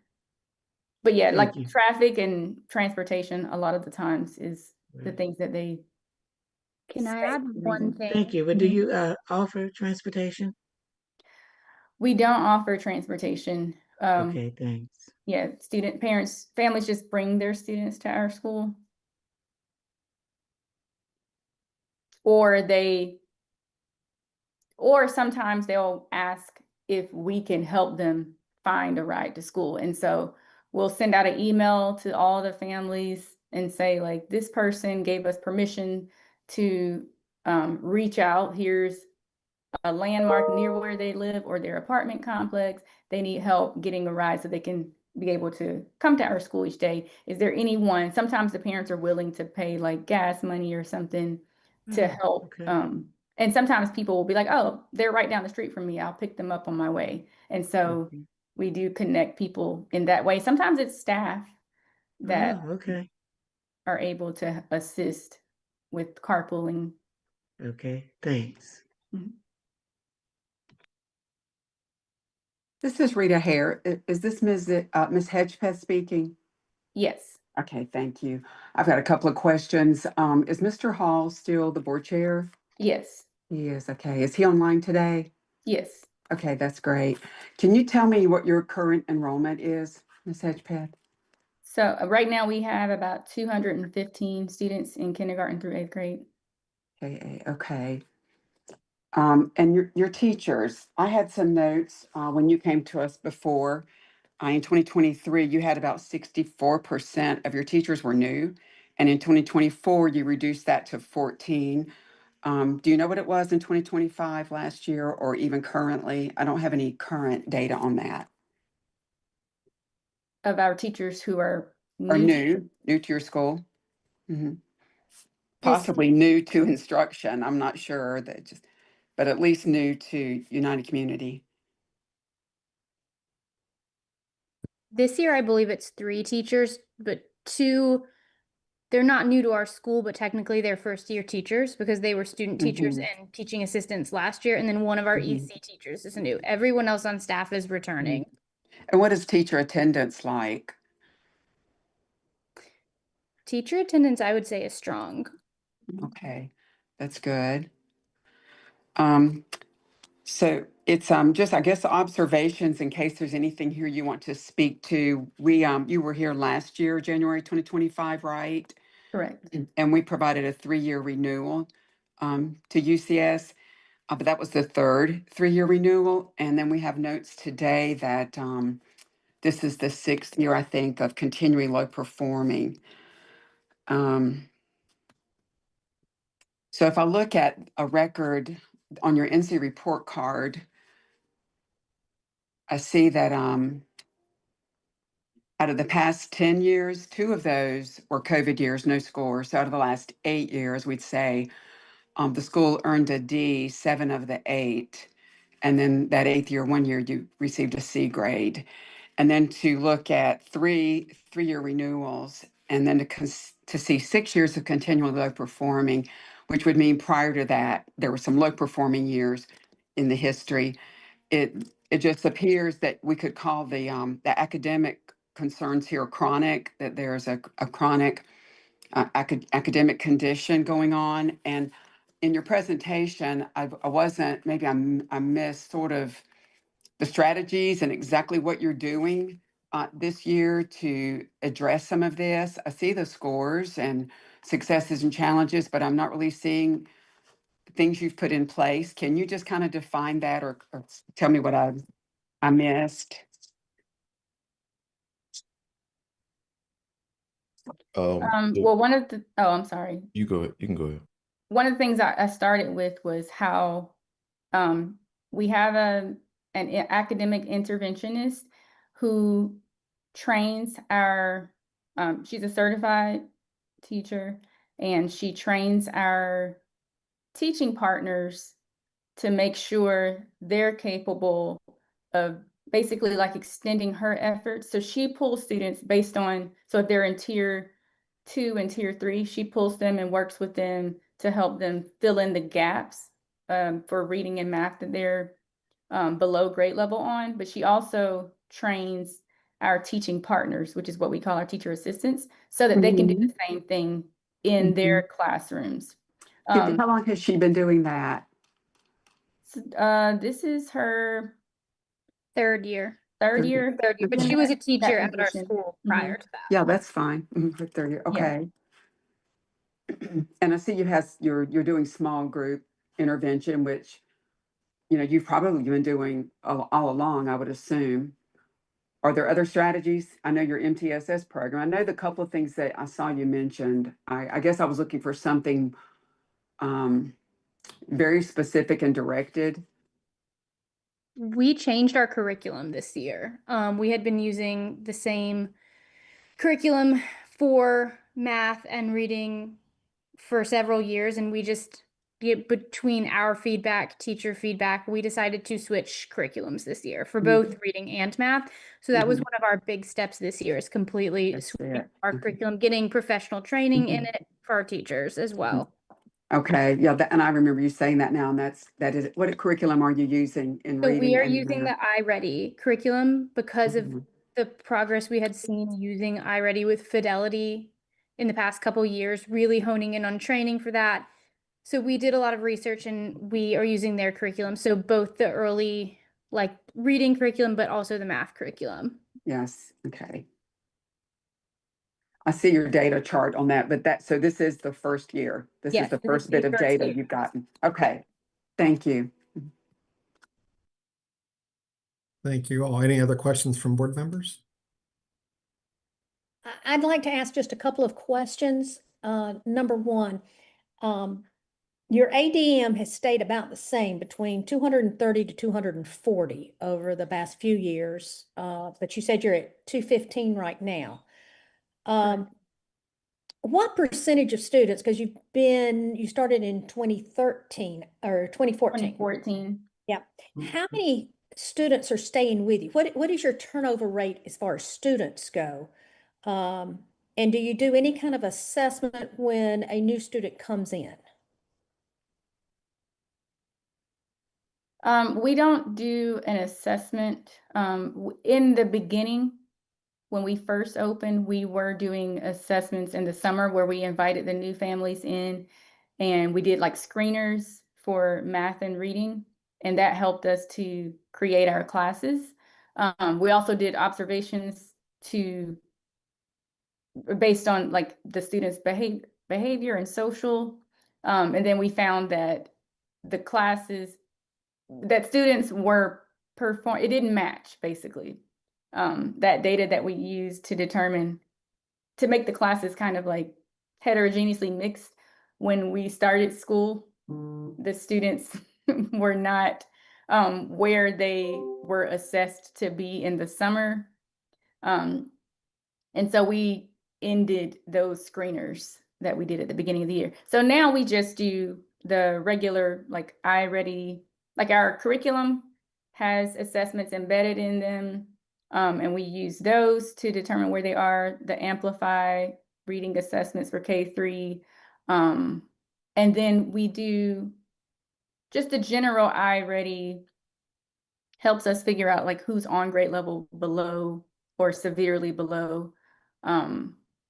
We do require students to, or families to turn in the, like if their student has a 504 or an IEP, we meet with them and the IEP team before school starts so that we can make sure everything transfers over smoothly and that we have a plan in place for their student. When they do their enrollment paperwork, we have them fill out information about their like English learning, kind of like their backgrounds. So we know where they are and how to work with them and how to support them. What is your turn? Well, I would consider it like a legacy student, a student that would come in kindergarten and stay with you until 8th grade. Out of your 8th graders, how many of them would be considered legacy students that they have stayed with you, the attrition, I mean, all 8 years?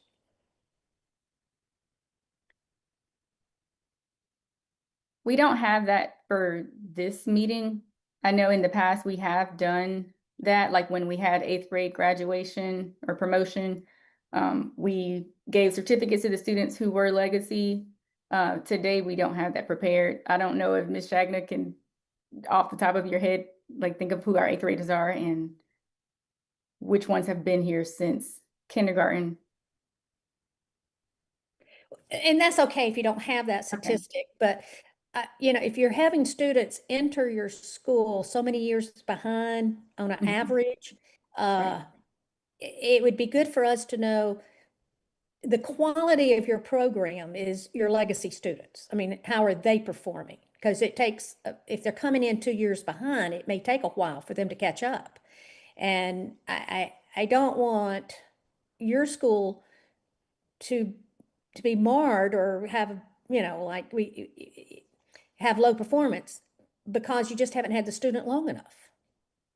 And we do see a lot of our legacy students tend to be our higher students. Historically, our students that come in, like, you know, they're coming in 4th grade, 5th grade because they're in Charlotte-Mecklenburg and they want something smaller.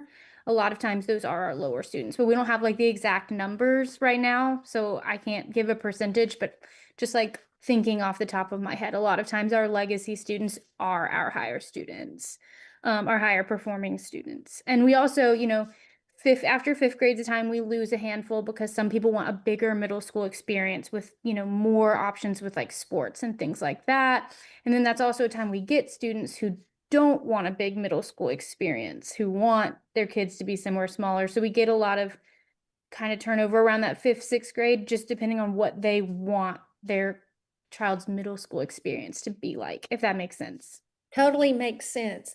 Let me encourage you that when you come for your renewal, please give us that information because it's not your fault the kids are coming in, and I would assume as much as 2 years behind.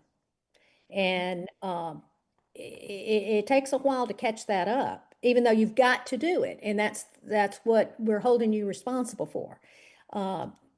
for catching these students up that are coming in. But that has a real detriment then on what we can do, not knowing your program works. I'm glad to hear you changed your curriculum. That's probably good because whatever you were doing was not working. So that's good, but make sure we know how well your program is working with your legacy students.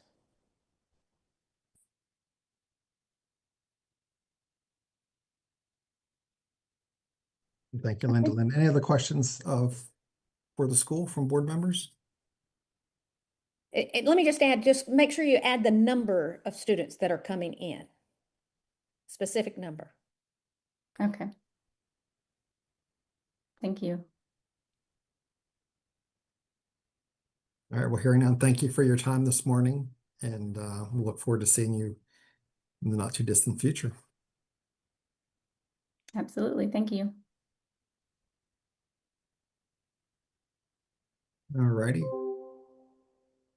Next, we're going to turn it over to Ms. Logue and have a discussion about accelerated and fast track applications. Good morning again, Ashley. It's good. Good morning, afternoon, I think now. Okay. So I wanted to do a brief overview of the legal context, which kind of guides applications, but specifically the accelerated and the fast track replication applications, because these, I've noticed these words they're often used interchangeably. It can be a little confusing. And then also just to discuss the fact that many of the rules in place need to be updated following the change of the authorizing structure in North Carolina. So I'm going to go ahead and do a broad overview right now of just what we in the office look at when we are thinking about applications and how we run our processes in the office, and then also how we bring things to this board. So in general, we have statute, which is essentially the law that is enacted by the General Assembly. That is where we are looking first and foremost. Those can only be changed by the General Assembly, by the legislature. So for example, the law that changed the authorizing board from the state board to the charter schools review board, right? That is something that is in law, and that is how we essentially focus our work and how we have created our processes. Then what we have sort of, if you're looking at it like a hierarchy, under statute is rules. Sometimes they're called rules, but they're also formally administrative code. And these are essentially regulations that state agencies use under the powers that are delegated by a statute. So if a statute does not really break down, for example, we have an application statute that tells us that we need an application process. It doesn't give us the minute details that we are going to hold the public accountable for, such as when that application is due, how it's turned in, what the fee is, things like those. Those details are put into rules. And we need a rule anytime we want to essentially require action on the part of someone else. Then under the rules, we have policies. And prior to I guess it was probably prior to 2018, DPI really operated on policies. There was a legal case that changed that. And that is why you saw so many of the policies that DPI used changed into rules, because we needed something essentially to say you are required to do this, where a policy is more how we guide ourselves internally. So that's kind of, I wanted to give that brief kind of legal overview of what we look at in the office, and then what is going to be important when we're looking at these requirements regarding accelerated and fast track applications.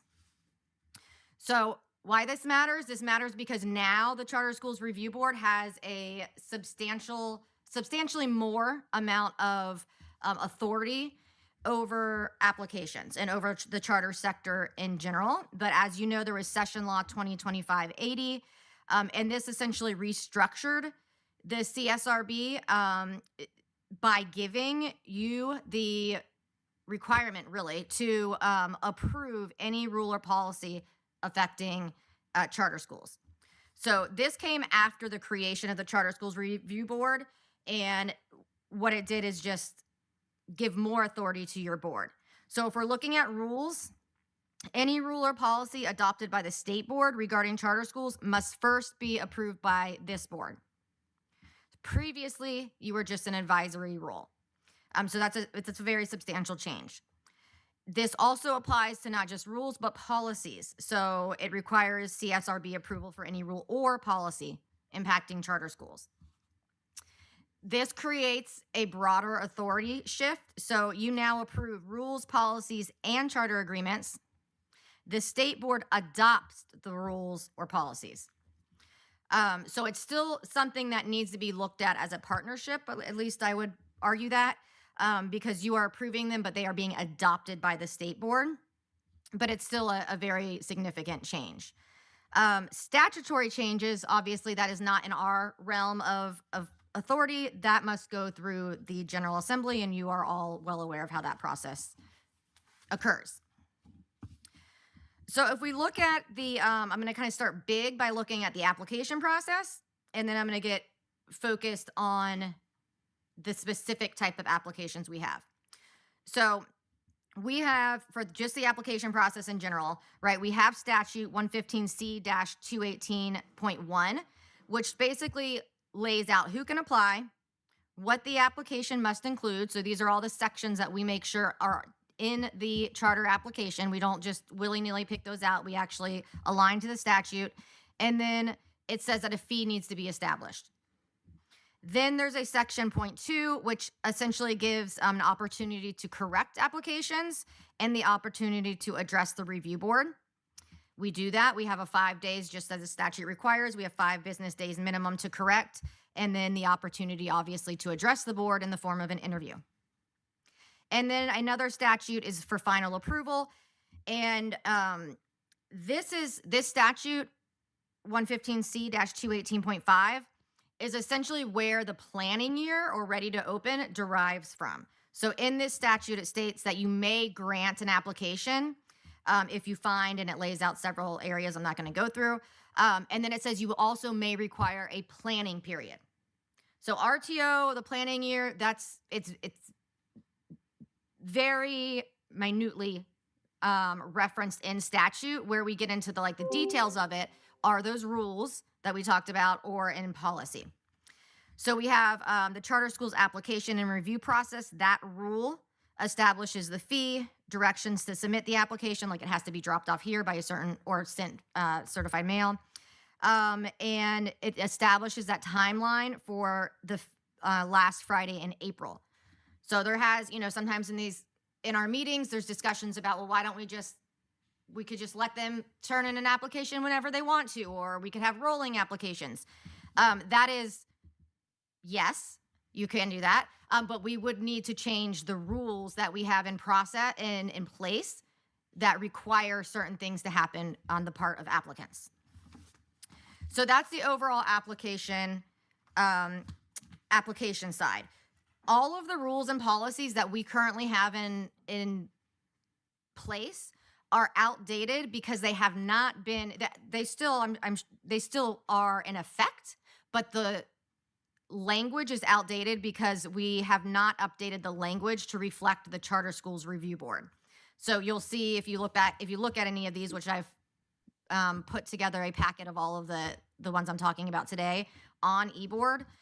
You'll see that it references the Charter Schools Advisory Board, and it still references the state board as the authorizer, even though that's now your board.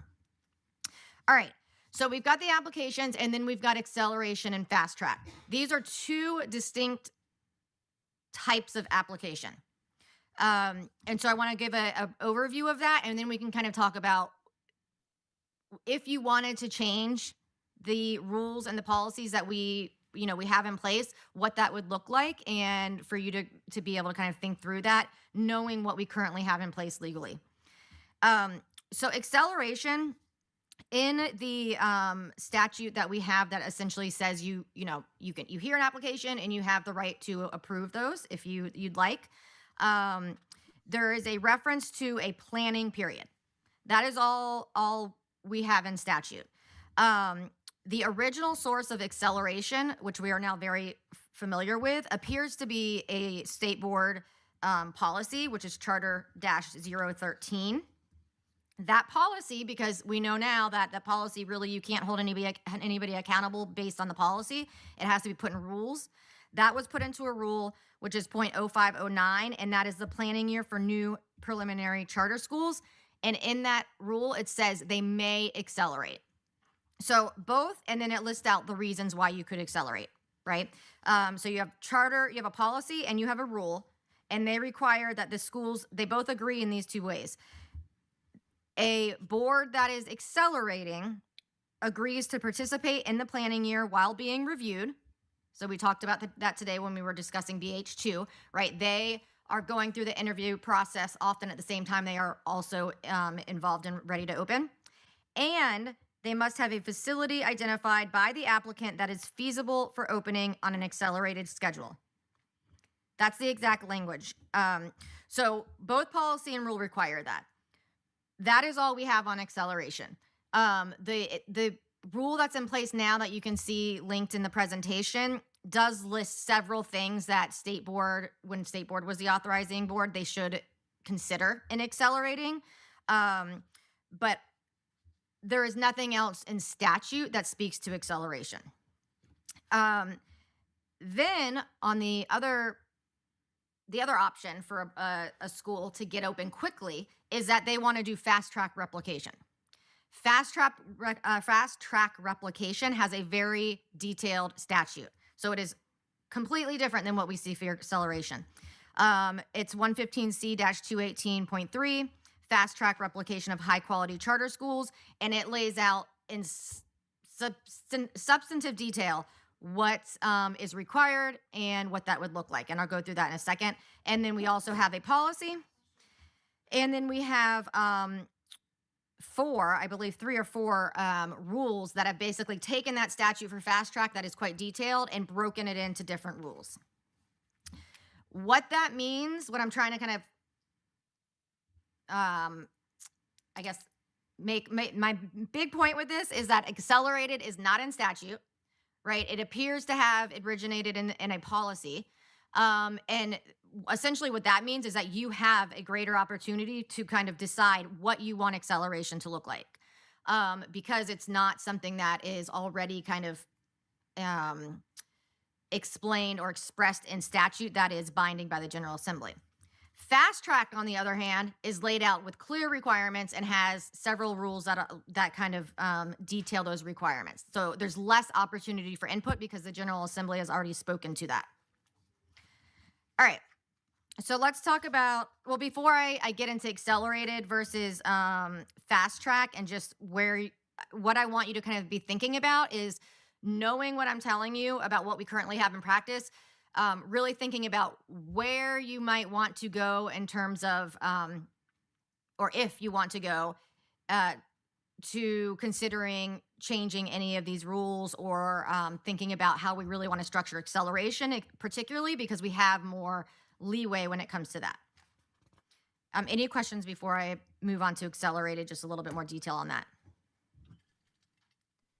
Ashley, this is Bruce. I guess the only thing I would add here is, I know this discussion is focused on any changes we want to make specifically to acceleration. Not today, but if any board member wants to bring forward some ideas on what we might want to change in the future, certainly all ears on that.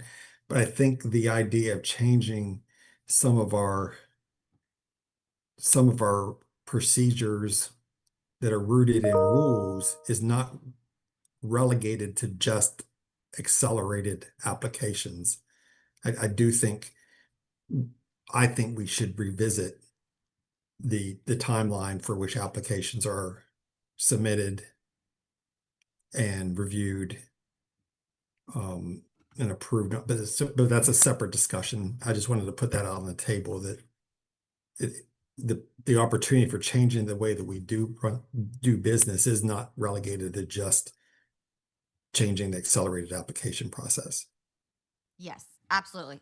Because accelerated has been such a, we've had 4 accelerations or 3 accelerated and 1 fast track replication. This seemed like a good time to kind of have it front of mind for you, but you're absolutely right.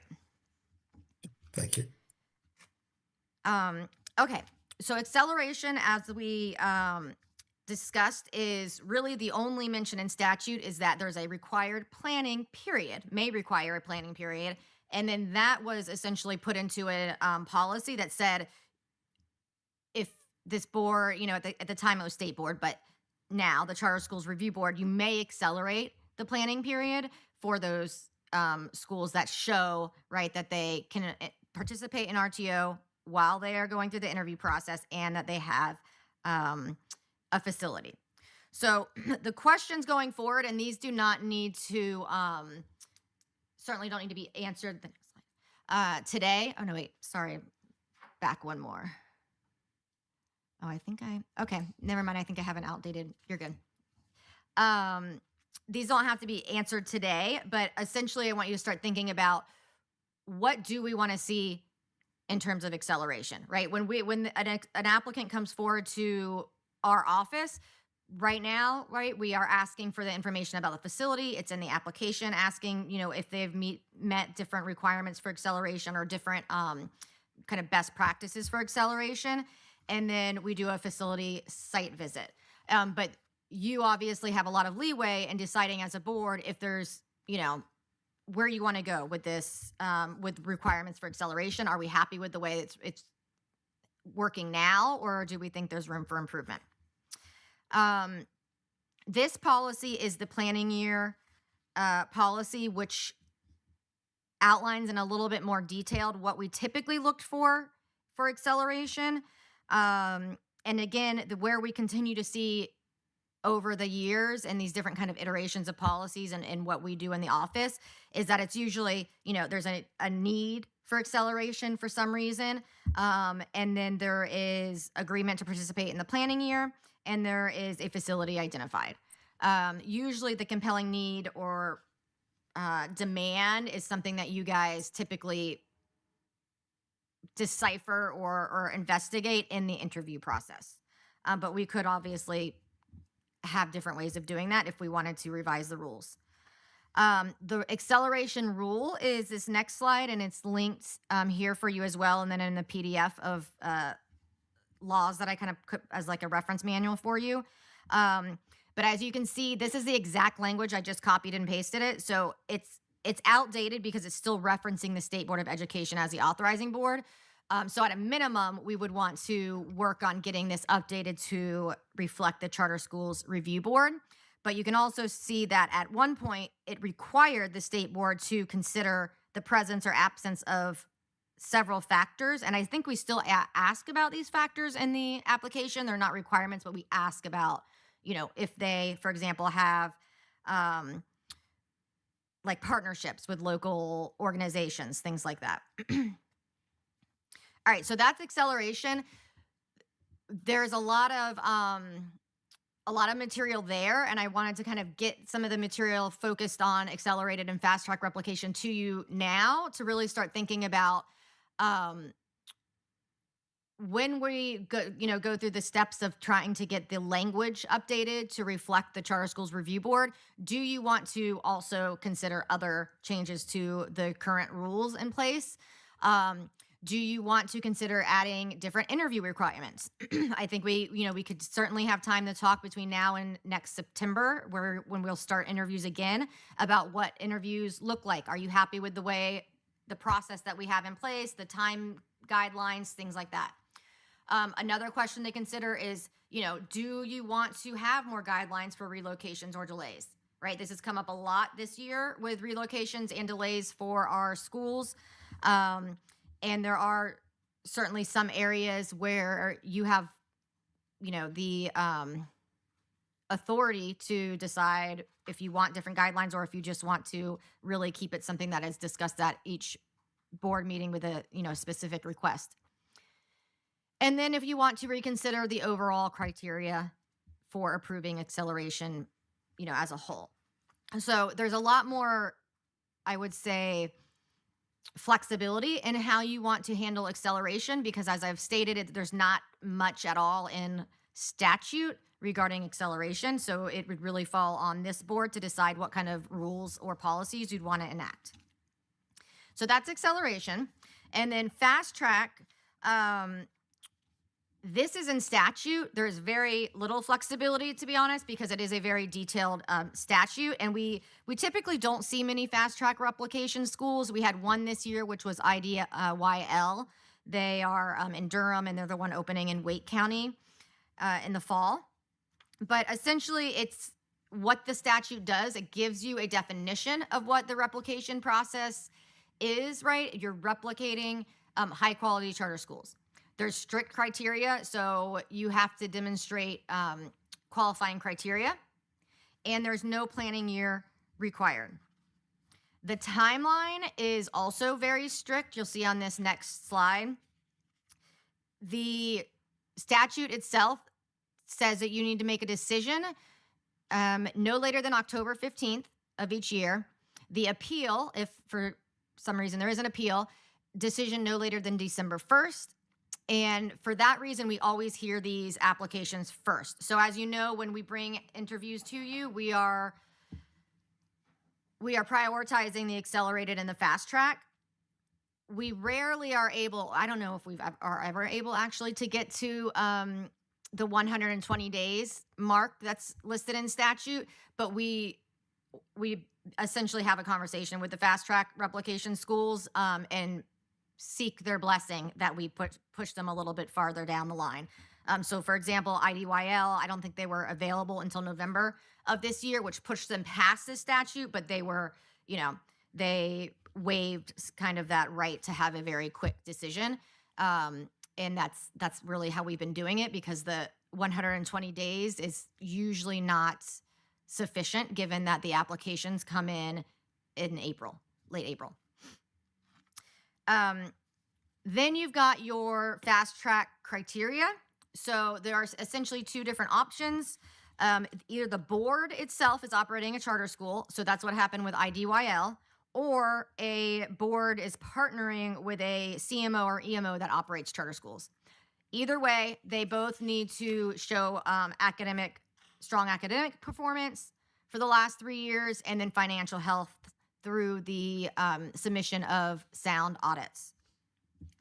So in short, on this next slide, fast track replication is a statutory allowance. It's something that has strong criteria, either by showing that they've already done it as a board or that they're partnering with an EMO or CMO that has already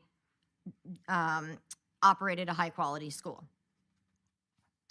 All right, so where do we have opportunities now to kind of think through? I know it seems like we just finished up applications for 2025, but really we're getting in at the end of this month, we'll have in the 2026 applications, and then we quickly are trying to gear up and get ready for interviews in September. So it goes really quickly, which is why I wanted to start this conversation now if you anticipate wanting, changes in the next year or two. So the opportunities, as I've stated, the rules are outdated, right? We have not changed them post the creation of CSRB. And the policies are likewise outdated. The only policy I believe that you and the state board have come together to basically approve and adopt is the renewals policy that we worked on last year. So what I would suggest as next steps, OCS is going to begin coordination with our rules coordinator. There is an attorney here at DPI who is our official rules coordinator. He will be able to provide me more details about what the timelines, what the process for getting rules changed looks like. And then what I would ask of this board is to start kind of thinking about this presentation, consider what type of revisions you'd like to see, if you would like to see revisions to acceleration or fast track rules. And as Chair Friend stated, really any of the rules, but I've kind of focused on these just because it's come up a lot. And applications are obviously something that it's a big part of your work. Once I have more information from the rules coordinator about the timeline and what the steps would be, I can provide that to you.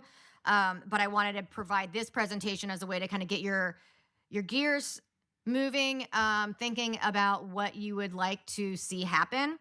And then at the last word of caution here is that rules process is a very specific and structured process. It often takes a minimum of 8 months, which is another reason why I think that it would behoove the board to really think through what revisions you'd like and to have some, discussions. You can certainly request more presentations or more information from our office. But it is not something that we can just quickly change. There's a chance that we could quickly change the semantic or the word, CSAB to CSRB to align with statute. But any substantive change, like a timeline change, like a requirement change, those usually take at least 8 months. So that's why I wanted to bring this to you now so we can start thinking about it. And that is the presentation. The rules, everything that I've referenced today is in a PDF on eBoard, or it's linked in this presentation for you to see in more detail. Any thoughts or questions? Yeah, thank you, Ashley, for this presentation.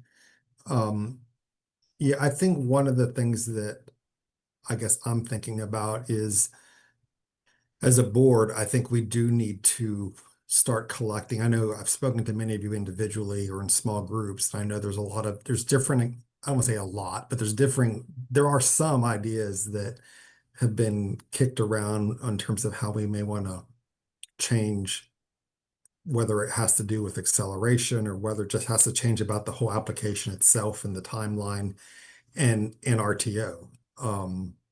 And so I think one of the next steps, and I'm certainly willing to take a lead on it, is to start gathering some of those thoughts from board members as to what ideas you have around any of these rules that we may want to change, or procedures, policies that we have.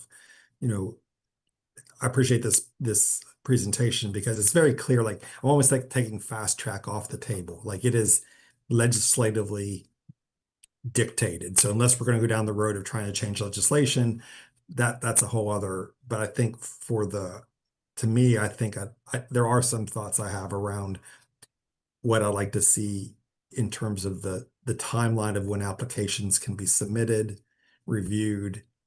I think I personally would like to see us rethink the whole RTO process as far as when is it that an applicant is ready to exit that process, between checking all the boxes that they've attended trainings with your office, Ashley, and everything else that they have to have in order,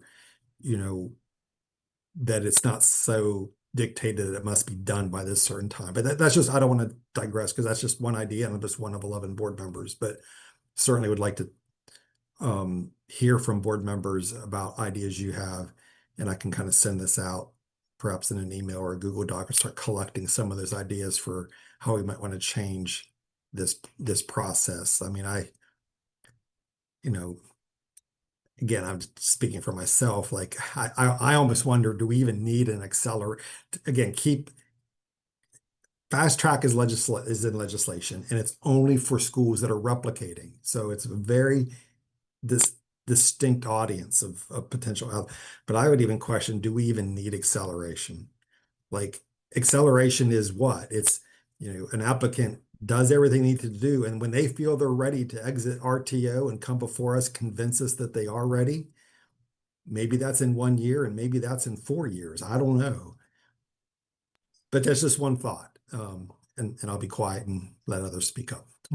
Funny you say that, Bruce, because that's exactly what I wrote in the comments. I don't know if you saw that, but my feeling on acceleration is the same way. I mean, if we're going to give a school the opportunity, they fill out an accelerated application and then they ask for a 1 year delay. Is that really an accelerated application? So why not just do here's your application. If you're ready to open up in 4 months because you've got X, Y, and Z, great. Notify us that. If it's going to take you longer, then tell us when that, again, it's the whole RTO issue.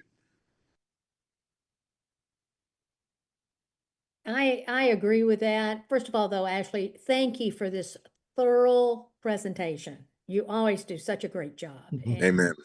all the statutes and the policies and all of that. And so on this particular acceleration, fast track, I agree with Dr. Eldridge.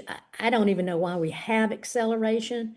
I mean, I understand it now because of your presentation, but I would tend to say, let's let schools go into RTO, and then come tell us when they're ready, just what Dr. Eldridge said. Another point, though, I know the state board, and this is off to the side. The state board passes rules or policy on a regular basis. Is that true? Ashley, are you finding that true? There has been a lot of rules.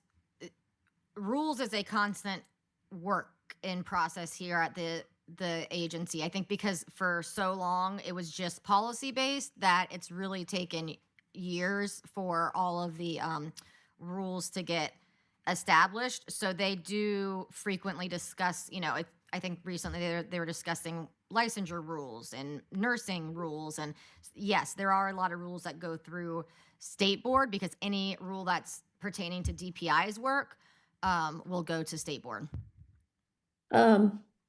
Since legally, statutorily, the review board has been established, I know we have a term that came about not when charter schools originated, but just probably in the last 10 years or less, PSU. And PSU includes charter schools. It's just one term. It used to not exist. They had to include charter schools specifically. I've been seeing in the rules, a lot of times PSU is used, and it has never gone before the review board.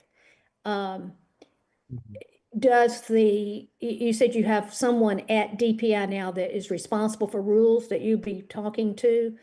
Are they aware that if PSU is used, it needs to come before the review board? I don't know if that's, I think so they have to have like a statutory basis for creating a rule. So I'm guessing that if they're using PSU, it's because the statute already requires charter schools to have that as well. They should not be using PSU if it is something that a charter school would have an exemption for. But if it's already, and it goes through the rules process. So again, it takes months and months and months. There has to be a public hearing or like a public comment period. Lots of time to kind of go over these, but just because it's using PSU, I don't think the understanding is that it would need to go directly to the charter schools review board if it isn't pertaining specifically to a charter issue.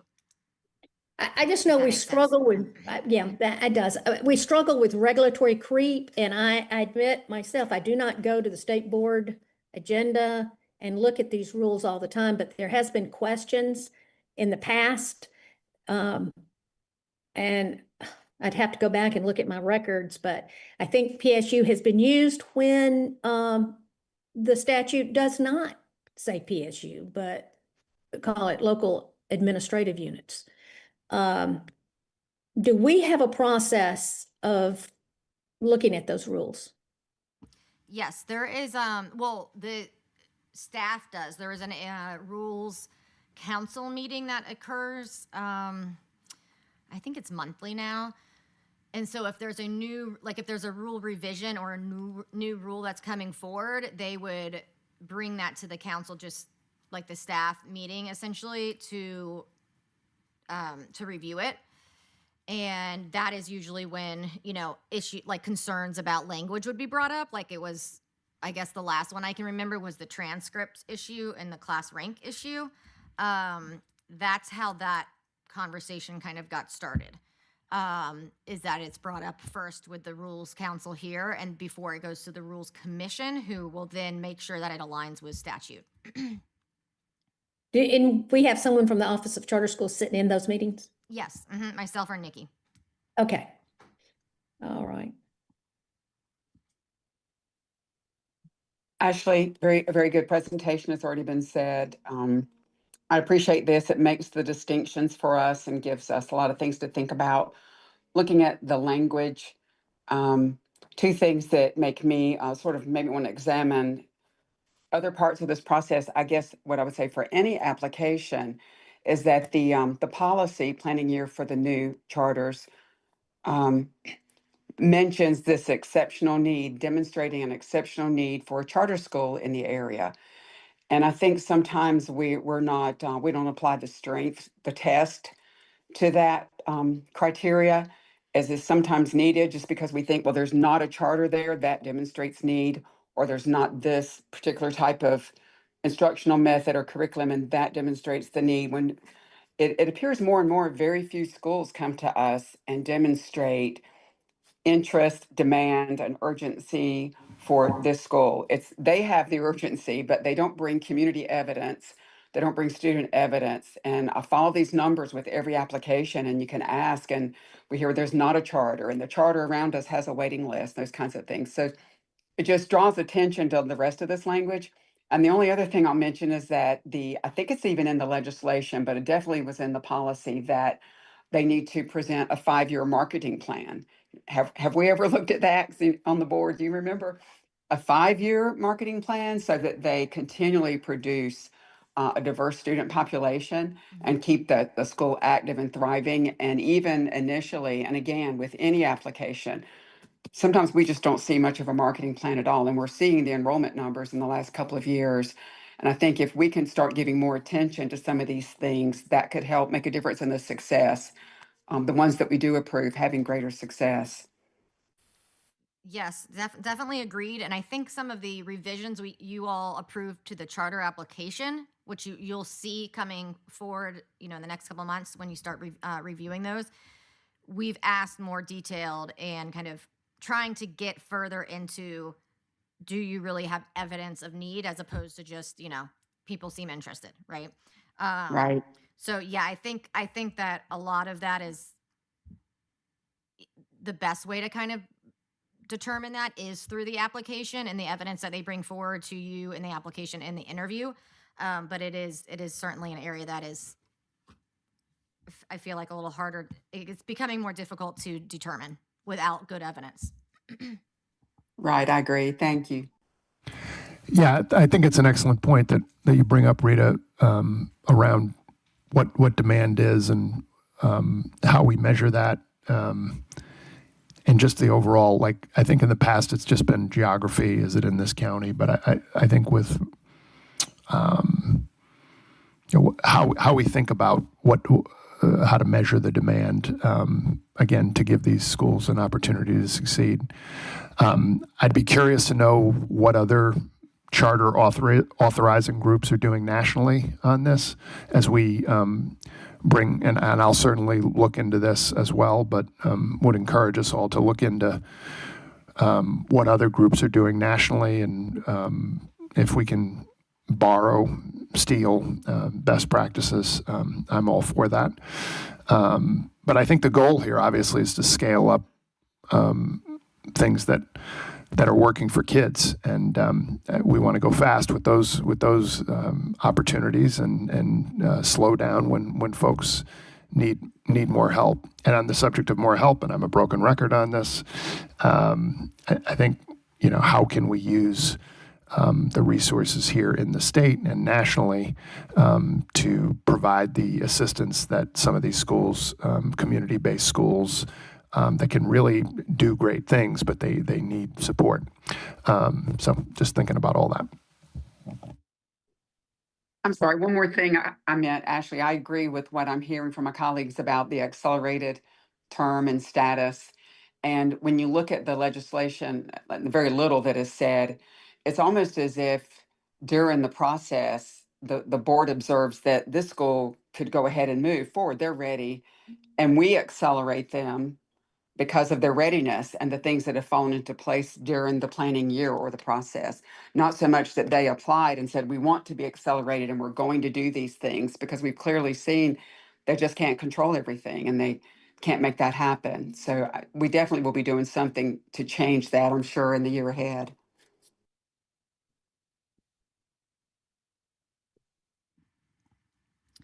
Any other thoughts from board members? I will take the initiative to kind of send out maybe a shared document where we can gather some ideas for what we might want to see differently in the future. I realize that the application's already been set for next year, the timelines have been set and all of that, but I think we're looking for a longer term solution here, not short term fix. All right. All right, thank you, Ms. Logue, for that presentation.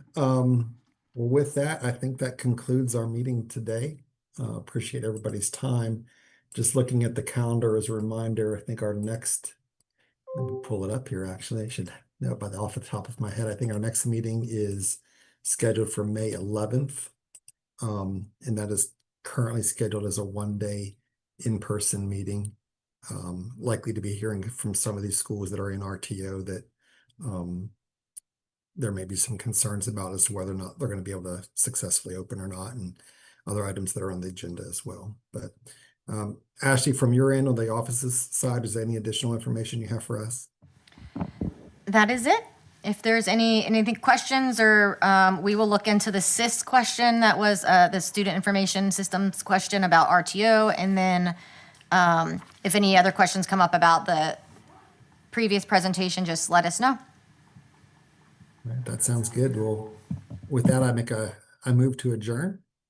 And can I get a second? I'll second. This is Rita. All right. All in favor, aye? Aye. Aye. We'll see everybody next month. Thank you. Thank you. Thanks all. Yes.